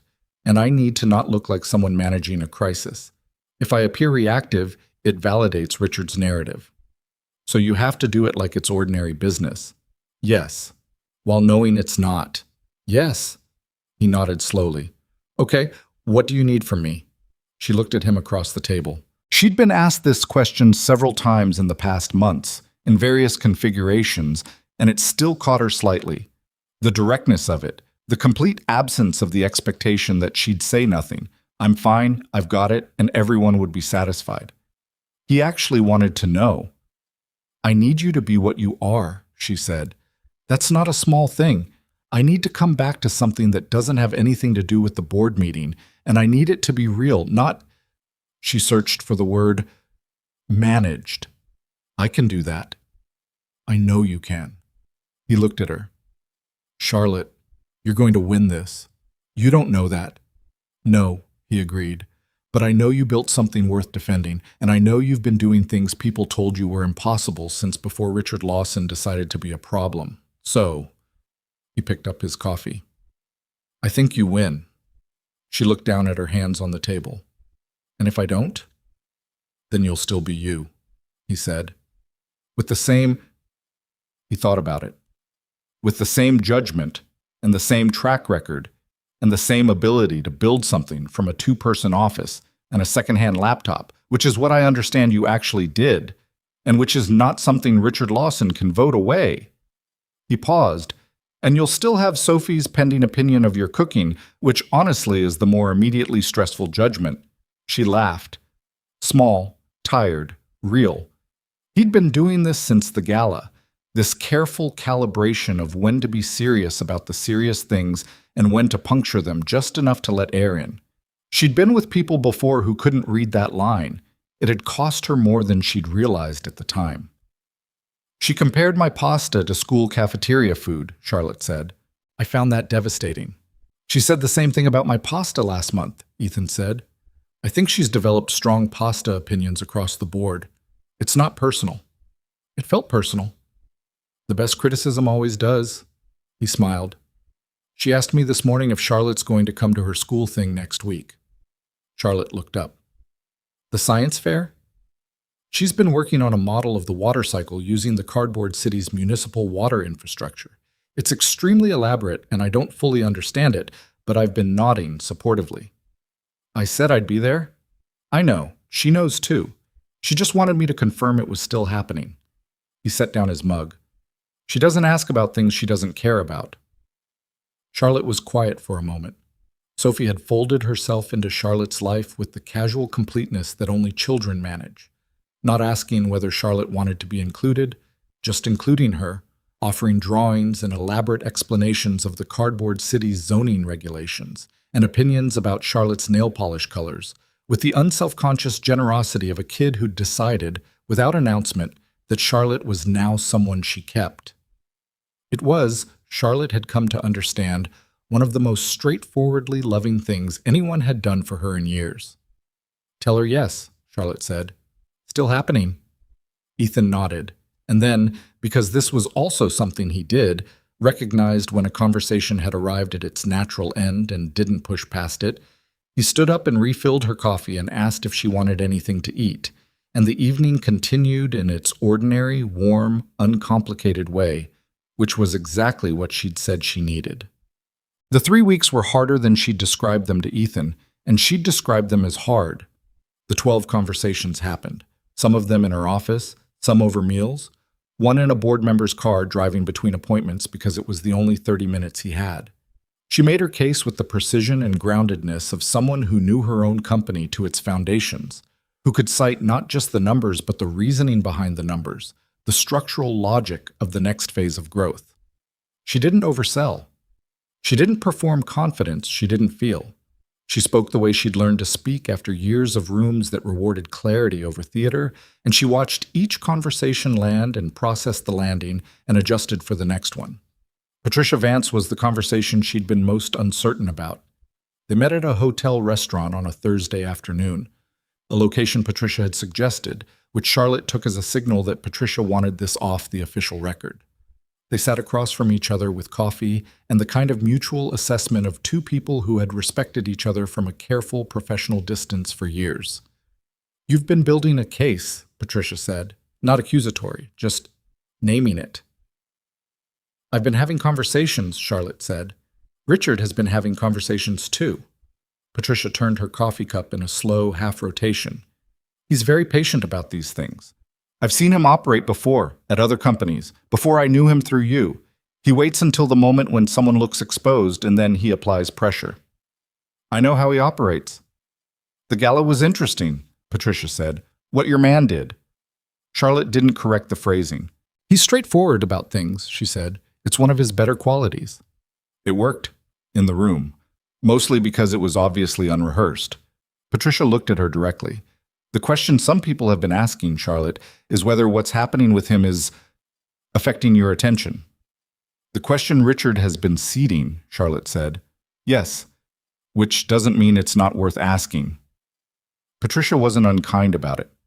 You've run this company through 3 market crises and an attempted acquisition. You know better than anyone that what looks personal always becomes professional at some point. My attention is exactly where it's always been. Charlotte met her eyes. The only thing that's changed in the last 4 months is that I go home on time more. I haven't missed a board obligation, a financial deadline, or a strategic initiative. I've been present for every major decision this company has made, and I could walk you through the reasoning on all of them right now if it would help. A pause. It wouldn't help, Patricia said. I know your record. She picked up her coffee. What's he like? Charlotte blinked. It was not the follow-up she'd anticipated. Ethan, Patricia said. What's he actually like? Charlotte was quiet for a moment. He asks good questions and listens to the answers, she said. He's raising his daughter by himself and doing a genuinely good job of it, which I've been close enough to observe. She paused. He says true things without needing them to land a particular way. Patricia considered this. You seem different than I've seen you before, less managed. Is that a concern? It's an observation. Patricia set down her cup. I haven't decided yet if it's a concern. I've watched Charlotte Sterling, the CEO, for 4 years. She's excellent, technically, strategically, operationally. A pause. I think I might be watching someone who's figuring out they don't have to be excellent every minute of every day. I'm reserving judgment on whether that makes the company stronger or weaker. Charlotte held her gaze. It makes me stronger, she said. Which makes the company stronger. You believe that? Yes. Patricia was quiet for a moment. All right, she said. Then I'll hear what Richard proposes and weigh it accordingly. That's all I can promise you. That's all I'm asking for, Charlotte said. It was more than enough. The board requested a special session 12 days later. Charlotte had known it was coming since the previous week when her attorney had called with the procedural framing and used the word imminent twice without being asked to. She told Ethan the night before. They were at her apartment. She'd cooked, which she'd been doing more of with widely variable results. And Sophie was with Ethan's mother, and Olivia was in her room doing homework, and the apartment had the particular quiet of a weeknight with no performance required of it. Tomorrow, she said, 10 a.m. He looked up from the dishes he was washing, which he did automatically whenever he was in her kitchen, a habit so ingrained she'd stopped trying to redirect it. How are you feeling? Like I've done everything I can, and now I have to go sit in a room and find out if it was enough. She sat at the counter with her hands around a glass of water, which is an unusual feeling for me. I'm not used to outcomes I can't directly control. You've been doing this with outcomes you can't directly control since you started your company, he said. That felt like mine to lose. This feels like someone else's move. He rinsed a pan and set it on the drying rack and dried his hands and turned to face her. Charlotte, can I tell you something without you taking it as me minimizing what's at stake? Yes. You've built that company. Every system, every process, every relationship. It has your fingerprints on everything inside it. Richard Lawson has been on your board for 11 years, and he couldn't have done what you've done with half again the time and twice the resources. He said it plainly, not as a comfort speech, but as a factual assessment. The board knows that. The ones worth keeping know that. Tomorrow, they either acknowledge what they know or they don't. And if they don't, he paused, then you've lost a title, not the thing the title is a label for. She looked at him for a long moment. The thing the title is a label for. What you actually built, what you actually are. He crossed his arms, leaned back against the counter. Richard can't vote that away. He can try to take your company. He can't take your record. She was quiet. Somewhere down the hall, Olivia's music was audible through the door. Something low and rhythmic, the ambient sound of a kid doing homework, to a beat only she'd chosen. Whatever happens tomorrow, Ethan said, and his voice was quieter now. You have a place where you're not the CEO, where you're just Charlotte, where that's enough and more than enough. He met her eyes. That's still here. That doesn't change with the vote. She looked at him across her kitchen. This man who managed receiving schedules and picked up his daughter at 3:15 and cooked soup on Sundays, and had walked across a ballroom when every other man in the room had found reasons not to, and who stood here now with no stake in her company and no claim on her future, and nothing in his expression except the steady, unperformed truth of someone who simply meant what he said. She got up from the counter and crossed to where he was standing and put her arms around him and held on, and he held her back without saying anything, because there wasn't anything to say that they hadn't already said or that didn't need to be said with words. And they stood in the kitchen of her very quiet apartment while Olivia's music moved faintly through the wall and the city continued its indifferent business outside. The boardroom at Sterling Global's headquarters was on the 32nd floor, with a view that on clear days showed the bay and the bridges and the long roll of hills to the east. On the morning of the session, it was overcast, the city muted and gray-white, the kind of morning that offered no scenic help. Charlotte arrived 40 minutes early. Her attorney, Simon Green, was already there, laptop open, a yellow legal pad covered in organized notes beside him. They went through the procedural mechanics one more time. Who would speak first? What Richard was likely to propose, where the critical votes would fall. Simon had been doing this for 20 years, and he had the specific calm of someone for whom high-stakes board meetings were a Tuesday, which Charlotte found both useful and mildly alienating. "You've got the votes," Simon said, closing his laptop. "I think." "That's a concerning qualifier. Preston is still uncertain. He's been with the company since before your tenure, and he has complicated feelings about the direction," Charlotte said. "I know. I spoke with him 3 days ago." "How did it go?" "He asked a lot of questions about the Asia-Pacific expansion. I answered them." "And?" "And he said he'd think about it." She looked at the empty chairs around the table. "He's been thinking about things for 25 years. He'll either think his way to the right answer, or he won't." The directors arrived in intervals over the next 20 minutes.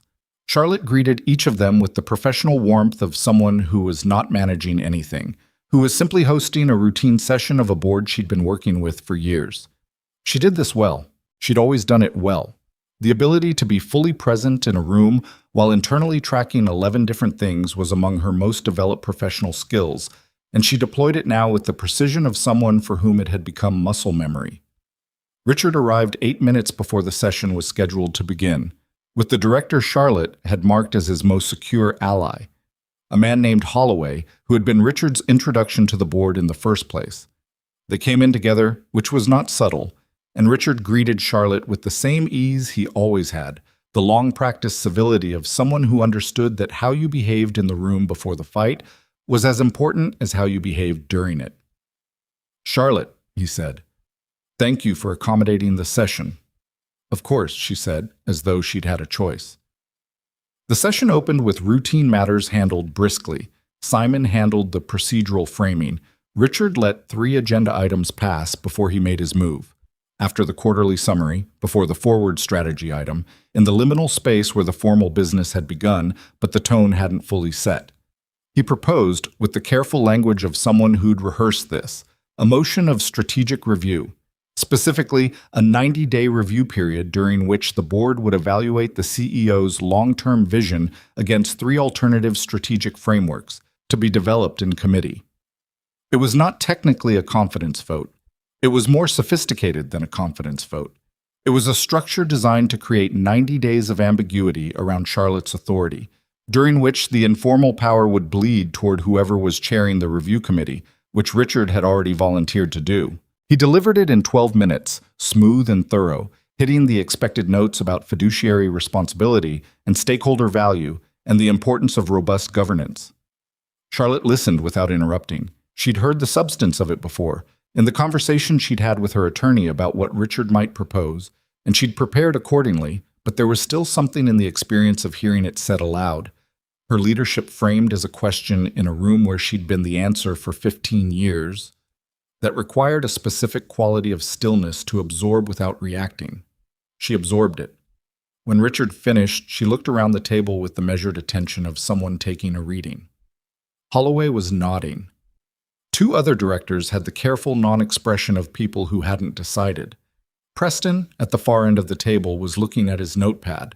Daniel Marsh, who wasn't a director but had been invited as CFO, was watching Charlotte with the focused attention of someone ready to move when moved. Patricia Vance was looking at Richard. Charlotte took a breath and spoke. She didn't pitch. She'd made a decision the previous evening, partly from strategy and partly from something older and more fundamental, that she wasn't going to perform her case. She was going to say true things clearly and let them land where they landed. She spoke for 17 minutes.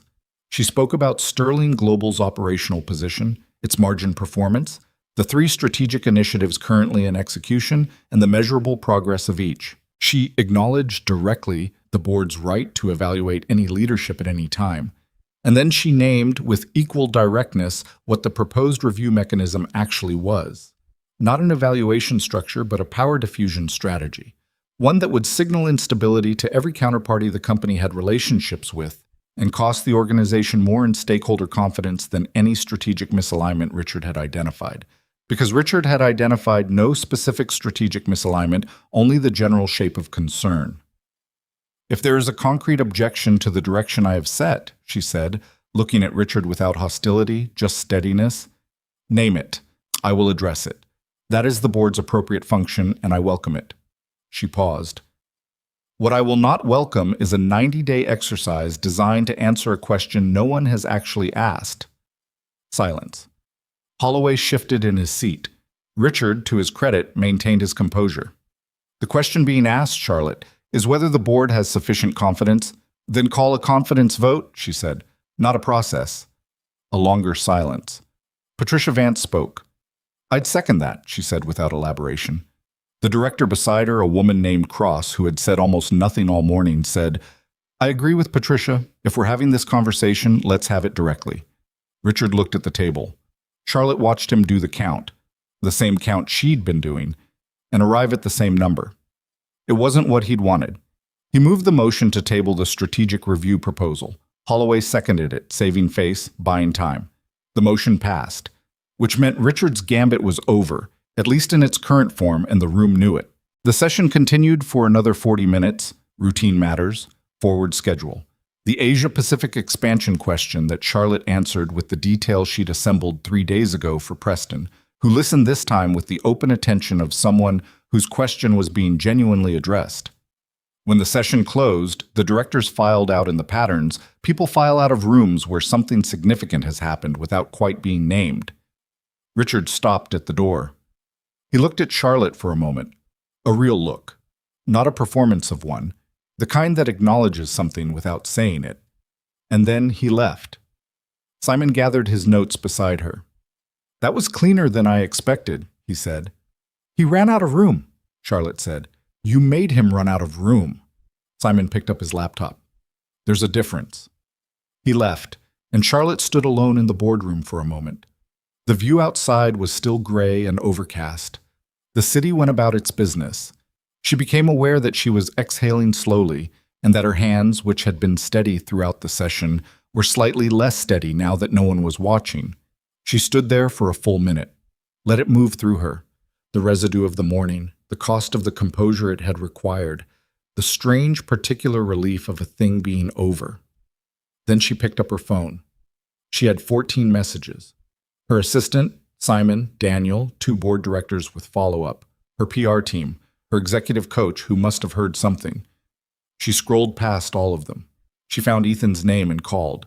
It rang twice. "Hey," he said. The background was quiet. He must be on a break. His voice was just his voice. No performance of anticipation, just, "Hey." "It's done," she said. A pause. "Yeah?" Richard's motion didn't survive the session. Patricia Vance turned it. Cross followed. She leaned against the boardroom table. "He'll resign. Maybe not today, maybe not this week, but he's out of moves." "Charlotte." His voice had the warmth of someone genuinely glad. That's good. That's really good." "Yes." She looked out at the gray city. "I wanted to tell you first." A small silence. She was aware that she'd said it simply, without decoration, and that she meant it exactly as it sounded.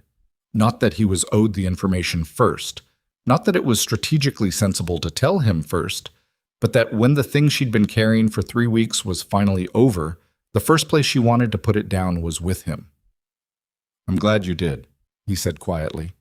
She stood in the empty boardroom on the 32nd floor and let that be simple. "Sophie has her science fair tonight," she said. 6 o'clock, he said. "The water cycle infrastructure is complete. She added a reservoir last night." "A reservoir?"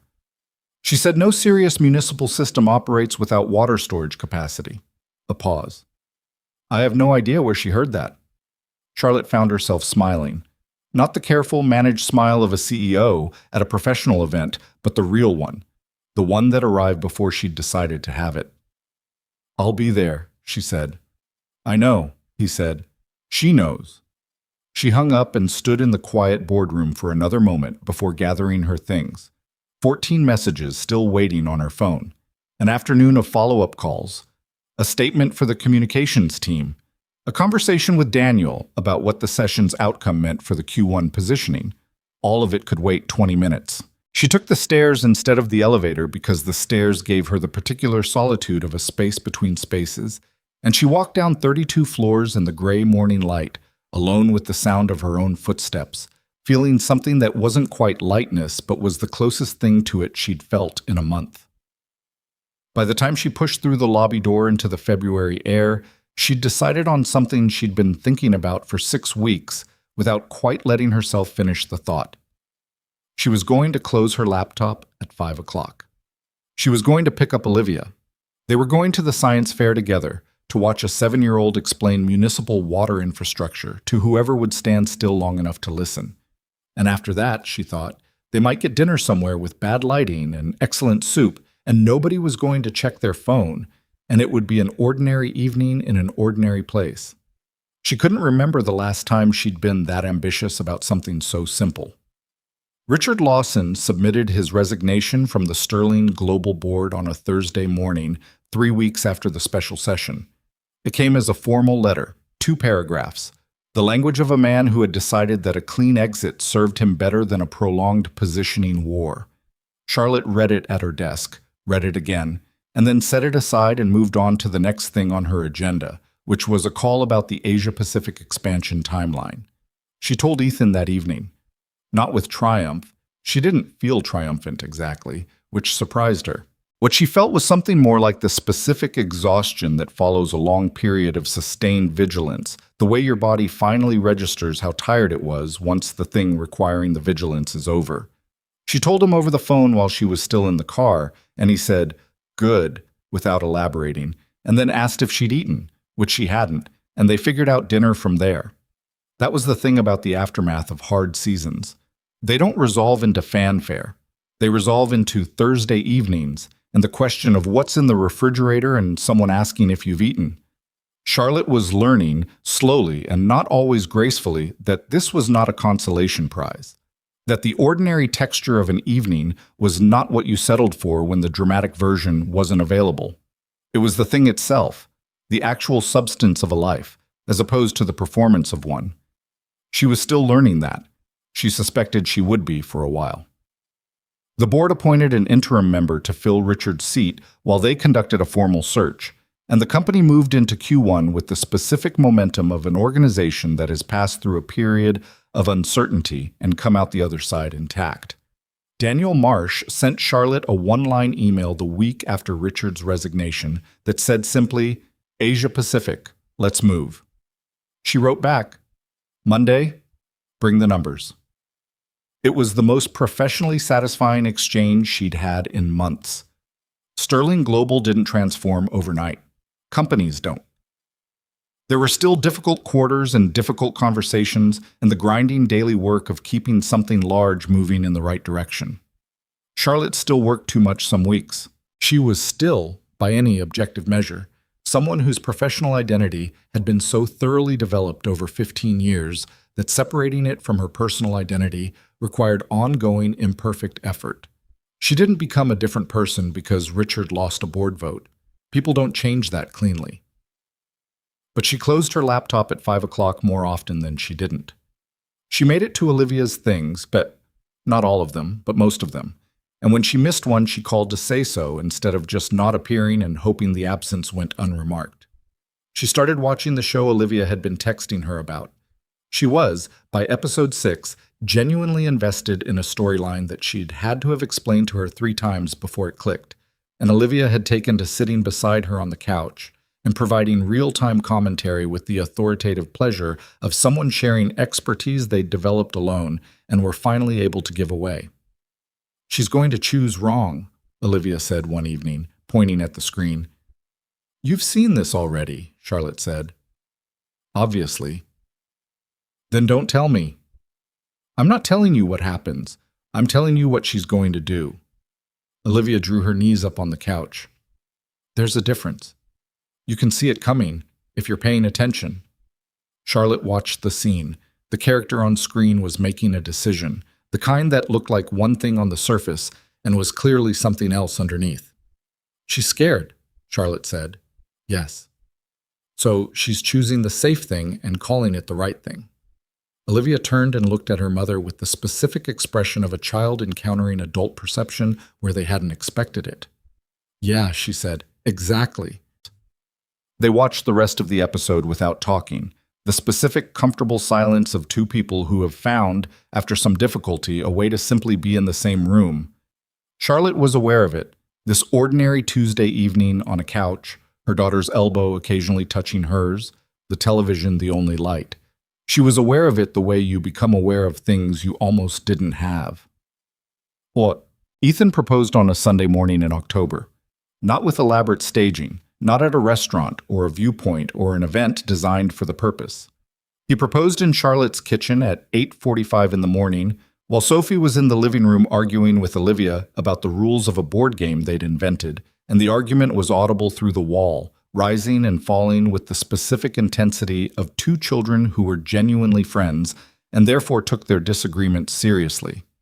He'd been thinking about it for 2 months, not agonizing, thinking, turning it over quietly the way he turned most important things over, giving it room without forcing it, waiting until it felt not like a decision he'd arrived at, but like a fact he'd finally acknowledged.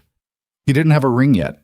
He'd meant to deal with that first and then realized, at 8:43 on that particular Sunday, that waiting until the logistics were sorted was a version of the same mistake he'd been making before he'd walked across the Harrington Grand's ballroom, letting the preparation substitute for the act. Charlotte was at the counter, reading something on her tablet, coffee beside her, still in what she called her thinking clothes, which were a worn university sweatshirt and pajama pants that she'd initially been self-conscious about Ethan seeing her in and had now completely abandoned being self-conscious about. This had taken 4 months, and he considered it one of his proudest indirect achievements. He sat down across from her. She looked up. Something in his expression made her set the tablet down. "I've been thinking about something," he said. "Okay." "I don't have a ring. I meant to have a ring. I realized this morning that if I waited until everything was ready, I'd be waiting in the same way I used to wait for things to be safe enough before I did them, and I stopped doing that when I walked across a ballroom in a rented tuxedo." He looked at her steadily. "I'm not perfect at this. I'm going to get things wrong, and there are going to be weeks when I'm tired and short-tempered, and the last thing I am is the person you need me to be. You're going to work too much sometimes, and I'm probably going to say something about it, and you're probably going to tell me to back off, and we'll have to figure that out." Charlotte was very still, watching him. "But I want to do that with you, Imad," he said. "The figuring it out. All of it. The ordinary stuff, and the hard stuff. And the Sunday mornings, and—" He gestured vaguely at the wall, through which Sophie could be heard accusing Olivia of rewriting the rules mid-game. Whatever that is. A pause. "That's cheating, and you know it," Sophie's voice righteous and clear. "The rules are suggestions if they're not written down." Olivia's voice equally certain. "They're not suggestions. They're the rules. That's what rules are." "So," Ethan said over the sound of the argument, "marry me." Charlotte looked at him for a long moment. Her coffee was getting cold. Through the wall, the rules dispute continued at full volume, oblivious to the fact that something significant was happening in the kitchen. "You don't have a ring," she said. "I know. I'll get one. We can pick it together if you want. which honestly seems more practical. That's very practical. I'm a practical person. Ethan. She said his name the way she said it when she wanted him to know she was actually talking, not managing a response. I spent a lot of years believing that love was something you earned, that if you built enough, achieved enough, became enough, then you deserve it. She paused. I don't think I actually believed that as a principle. I think I just operated that way because it was easier to have a rule than to keep making the choice. I know, he said quietly. You didn't let me operate that way. I noticed. I'm not easy, she said. I'm aware of that. I have strong opinions and I work too much, and I'm bad at asking for help, and I spent 10 years not letting anyone close enough to… Charlotte. His voice was gentle but direct. I know who you are. That's why I'm asking. She looked at him across the kitchen table. This man with the minor scar on his chin in the car with Cheerios in the back seat, and the absolute habit of washing dishes in other people's kitchens, and the quality of listening that had broken through 10 years of careful management in the span of one conversation about a book. This man who had walked toward her when every other person in the room had calculated reasons not to, and who had never once, in the months since, made her feel like that walk had cost him something he wanted reimbursed. Yes, she said. He exhaled, just once, just slightly, the small release of someone who had been steady on the outside and was now allowed to not be. Yes, he said, making sure. Yes, she said. Obviously, yes. Through the wall? That's not how probability works, Sophie. You don't know what probability means. Charlotte and Ethan looked at each other. Something passed between them that wasn't quite a laugh and wasn't quite not one. We should probably go help with that, he said. Probably, she said, and didn't move immediately, and neither did he. And they sat in the kitchen in the noise and the ordinary morning light for another moment, just the two of them on either side of a table where something had just been decided. They were married the following April, on a Saturday, at a small ceremony that Charlotte had planned with the same directness she brought to everything she actually cared about, meaning it was exactly what they wanted and not one thing more. 40 people. A civil ceremony at a venue in the city that had good light and a garden and no particular grandeur. Olivia stood with Charlotte. Sophie stood with Ethan. Both girls had opinions about their dresses that were detailed and specific and incorporated because Charlotte had learned in the past year that the way you make children feel like they belong to something is by letting them have a stake in it. Sophie had also insisted on having a role in the ceremony itself, which resulted in her reading, with complete solemnity and excellent diction, a passage from a picture book about a small bear who travels a long distance to find something it didn't know it was missing and then recognizes it immediately when it arrives. She had selected this herself. She'd told Ethan it was appropriate because it was about knowing something when you see it, which she felt was relevant. Ethan had held it together until the small bear arrived at its destination. Then he hadn't, quite, and Charlotte had reached over and taken his hand without looking at him, and he'd held on. Olivia, who had inherited her mother's composure along with her resistance to cafeteria pizza opinions, managed the entire ceremony dry-eyed and then cried in the car on the way to dinner, quietly, with the dignity of a child who wasn't ready to be seen doing it. Charlotte had sat beside her and said nothing and put an arm around her, and Olivia had leaned into it, and they'd ridden the rest of the way like that. Nobody mentioned it later. Some moments belong only to the people in them. The Harrington Grand hosted its annual matchmaking gala every February. Charlotte and Ethan attended the following year as a matter of choice, not because the event held any residual appeal for either of them, but because Patricia Vance was on the organizing committee and had asked them to come, and Patricia had earned a debt of attendance. They arrived together. This detail, obvious to everyone who watched them come through the revolving doors, Charlotte with her coat already off and folded over one arm, Ethan saying something to her that made her tilt her head in the particular way she did when something surprised her into almost laughter, registered differently on the people in the lobby than it would have a year ago. Because a year ago they had been a photograph on a gossip site, and now they were a fact. The ballroom looked exactly the same. The chandeliers, the staff, the careful arrangement of tables for 200 people who had come to be paired with someone. The ambient performance of availability. They found table 9. It had 4 settings, same as before. The centerpiece was different, seasonal flowers this time, but the table's position was the same, slightly away from the main cluster, and Charlotte stood at the edge of it for a moment before she sat down. "What are you thinking?" Ethan asked. "That it looks smaller than I remember." "Tables usually do." She sat. He sat beside her, the same chair as before, without discussing it.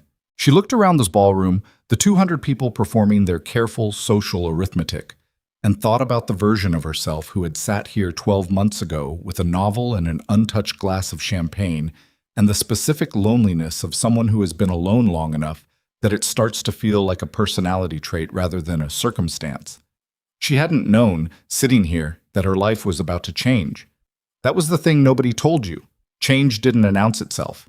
It just sent someone across a room to ask about a book. "I was reading the chapter where Stevens is at the viewpoint," she said, "when you sat down." "I know. You told me." "I know I told you. I'm telling you again." She looked at him. "I'd stopped at that passage 4 times. 4 separate readings over 3 years. And that night, I finally understood why." He waited. "Because I knew what it felt like," she said. "To have organized your life so completely around competence and achievement and managing everything that the actual experience of things had receded." She paused. "I'd built an excellent life. I just wasn't inside it, fully. I was running it." Ethan looked at her steadily. "And now?" She looked around the ballroom again. The chandeliers, the noise, the careful beauty of the room. And then she looked at her hands on the table, which were not a CEO's hands in this moment. They were just her hands, bare except for a ring they'd picked out together on a Tuesday afternoon in a jewelry shop where the salesperson had been aggressively helpful, and Ethan had quietly redirected her 3 times until they'd been left alone to actually look. "Now I'm inside it," she said. He nodded. Just that.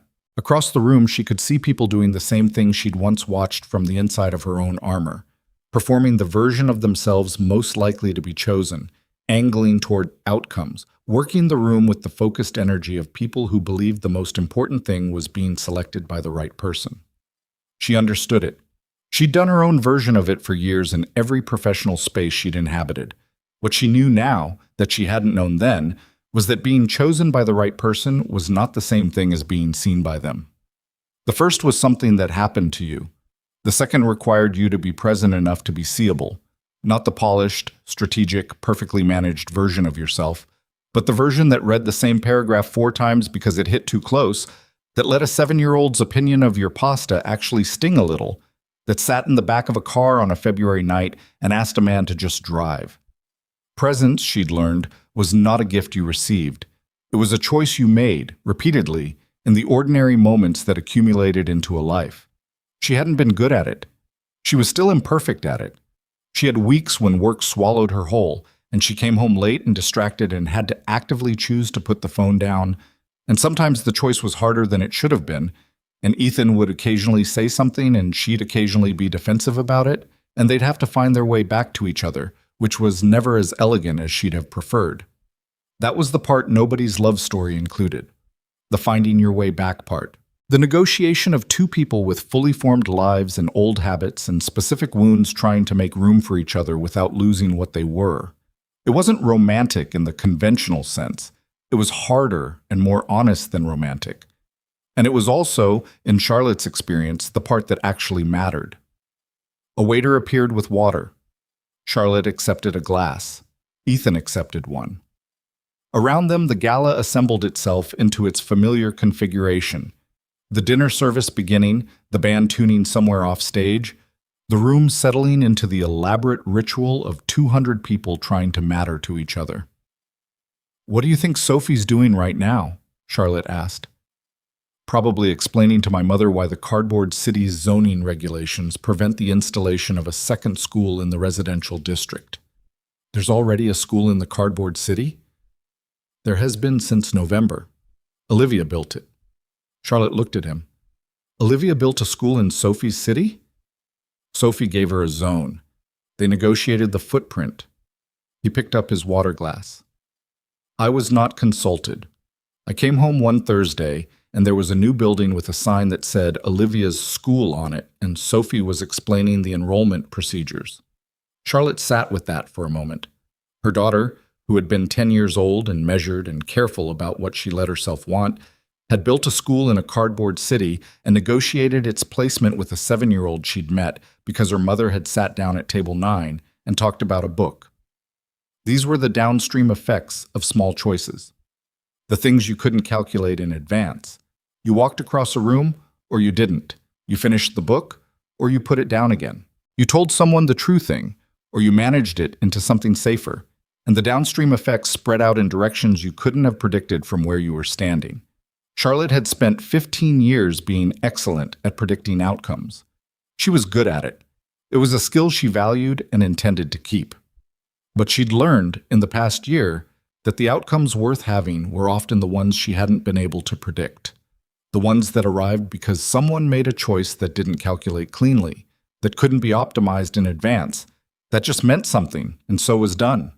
Ethan had made that kind of choice when he'd picked up a table card with the number 9 on it and walked toward the most powerful woman in the room who was sitting alone with a book, because every other man had found reasons not to. She had made it when she'd sent a 2-sentence message on the 9th day. Olivia had made it when she'd built a school and knocked on a 7-year-old's creative sovereignty and asked for a zone. Sophie had made it when she'd slid a drawing sideways across a table to show a woman she'd known for 4 minutes. None of it was inevitable. All of it could have not happened. The particular terror and gift of choices like that was that they were genuinely optional, which meant that when someone made them, it meant something real. Ethan set down his water glass and looked at her. "You've gone quiet." "I'm thinking." "About?"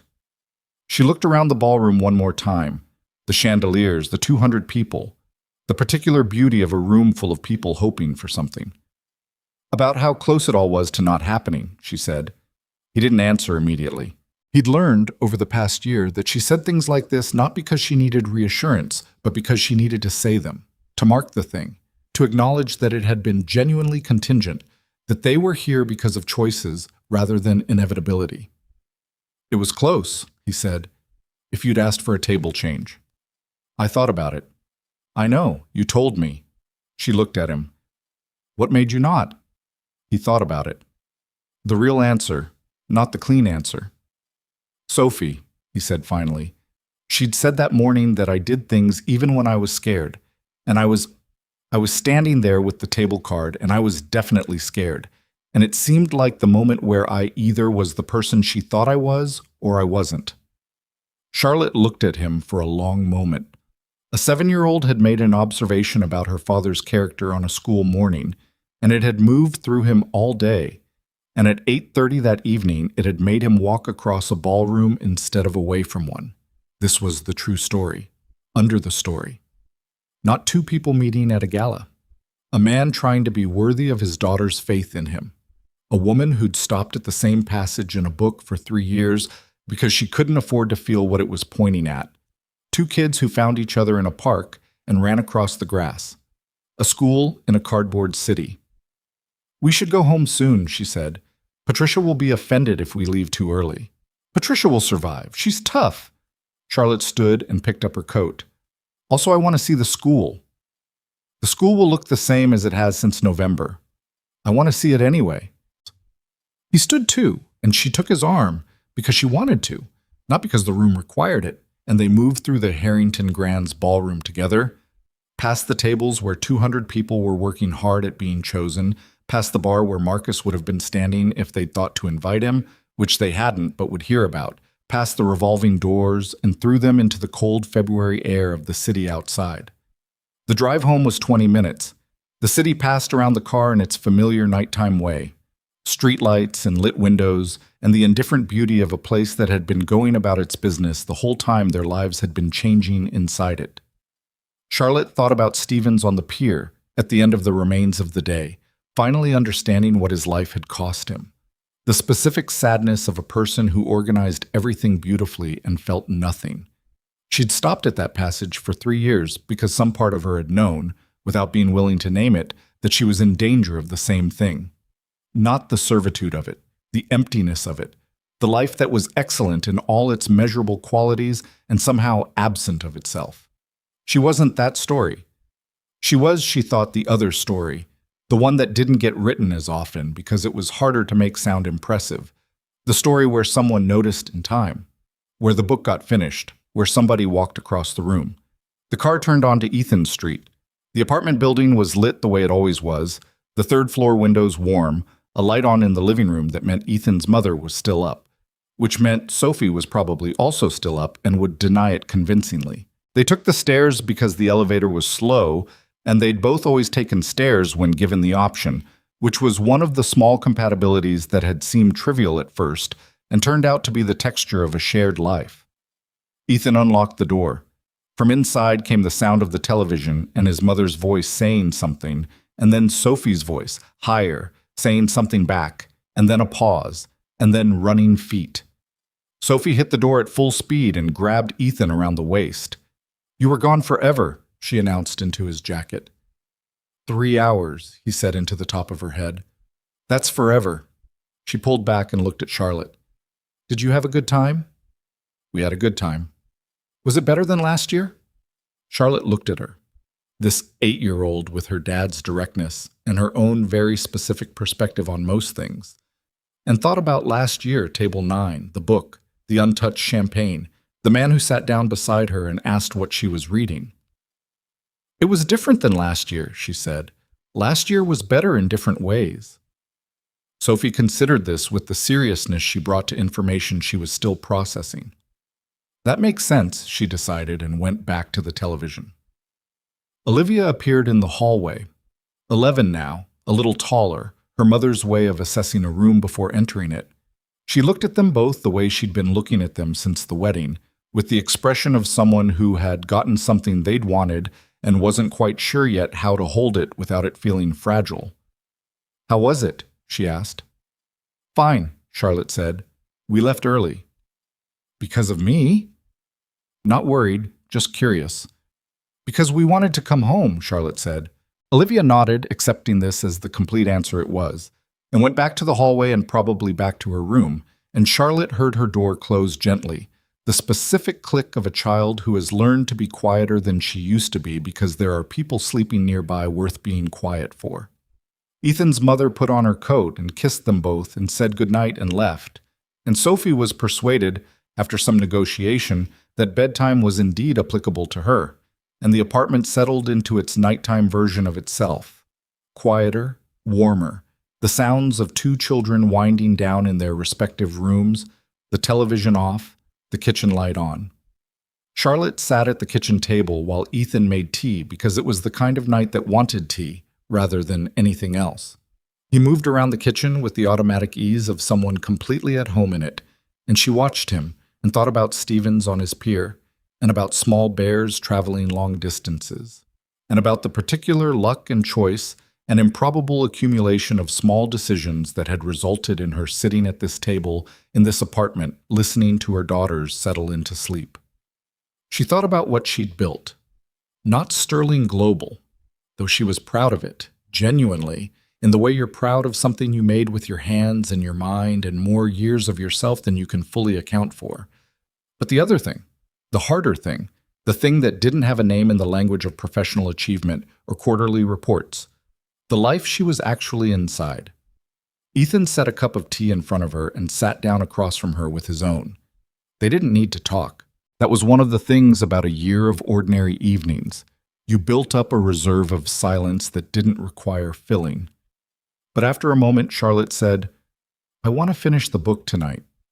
He looked at her. "We should read the ending again," she said, "together this time, so it lands differently." He got up and found the copy of The Remains of the Day from the shelf where she kept the book she wanted to keep close, the spine so creased now it barely held the title. He brought it back to the table and sat down, and they opened it to the last pages, the pier, the evening light over the estuary, Stevens finally understanding what he'd spent his whole life avoiding understanding. Charlotte read it aloud, quietly, so as not to wake the girls. When she finished, she set the book down on the table between them. Outside, the city went about its ordinary business. 2 streets over, someone was getting home late. Somewhere nearby, a car door closed. The apartment building breathed around them in its nighttime way, all its ordinary inhabitants living their ordinary lives. Stevens had understood too late. That was the sadness of his story. Not that he'd made the wrong choice, but that by the time he could name the cost of it, the moment had passed beyond his reach. He'd stood at the pier and watched the light go, and finally allowed himself to feel the shape of what he'd lost, and there was nowhere for that feeling to go except into the evening air.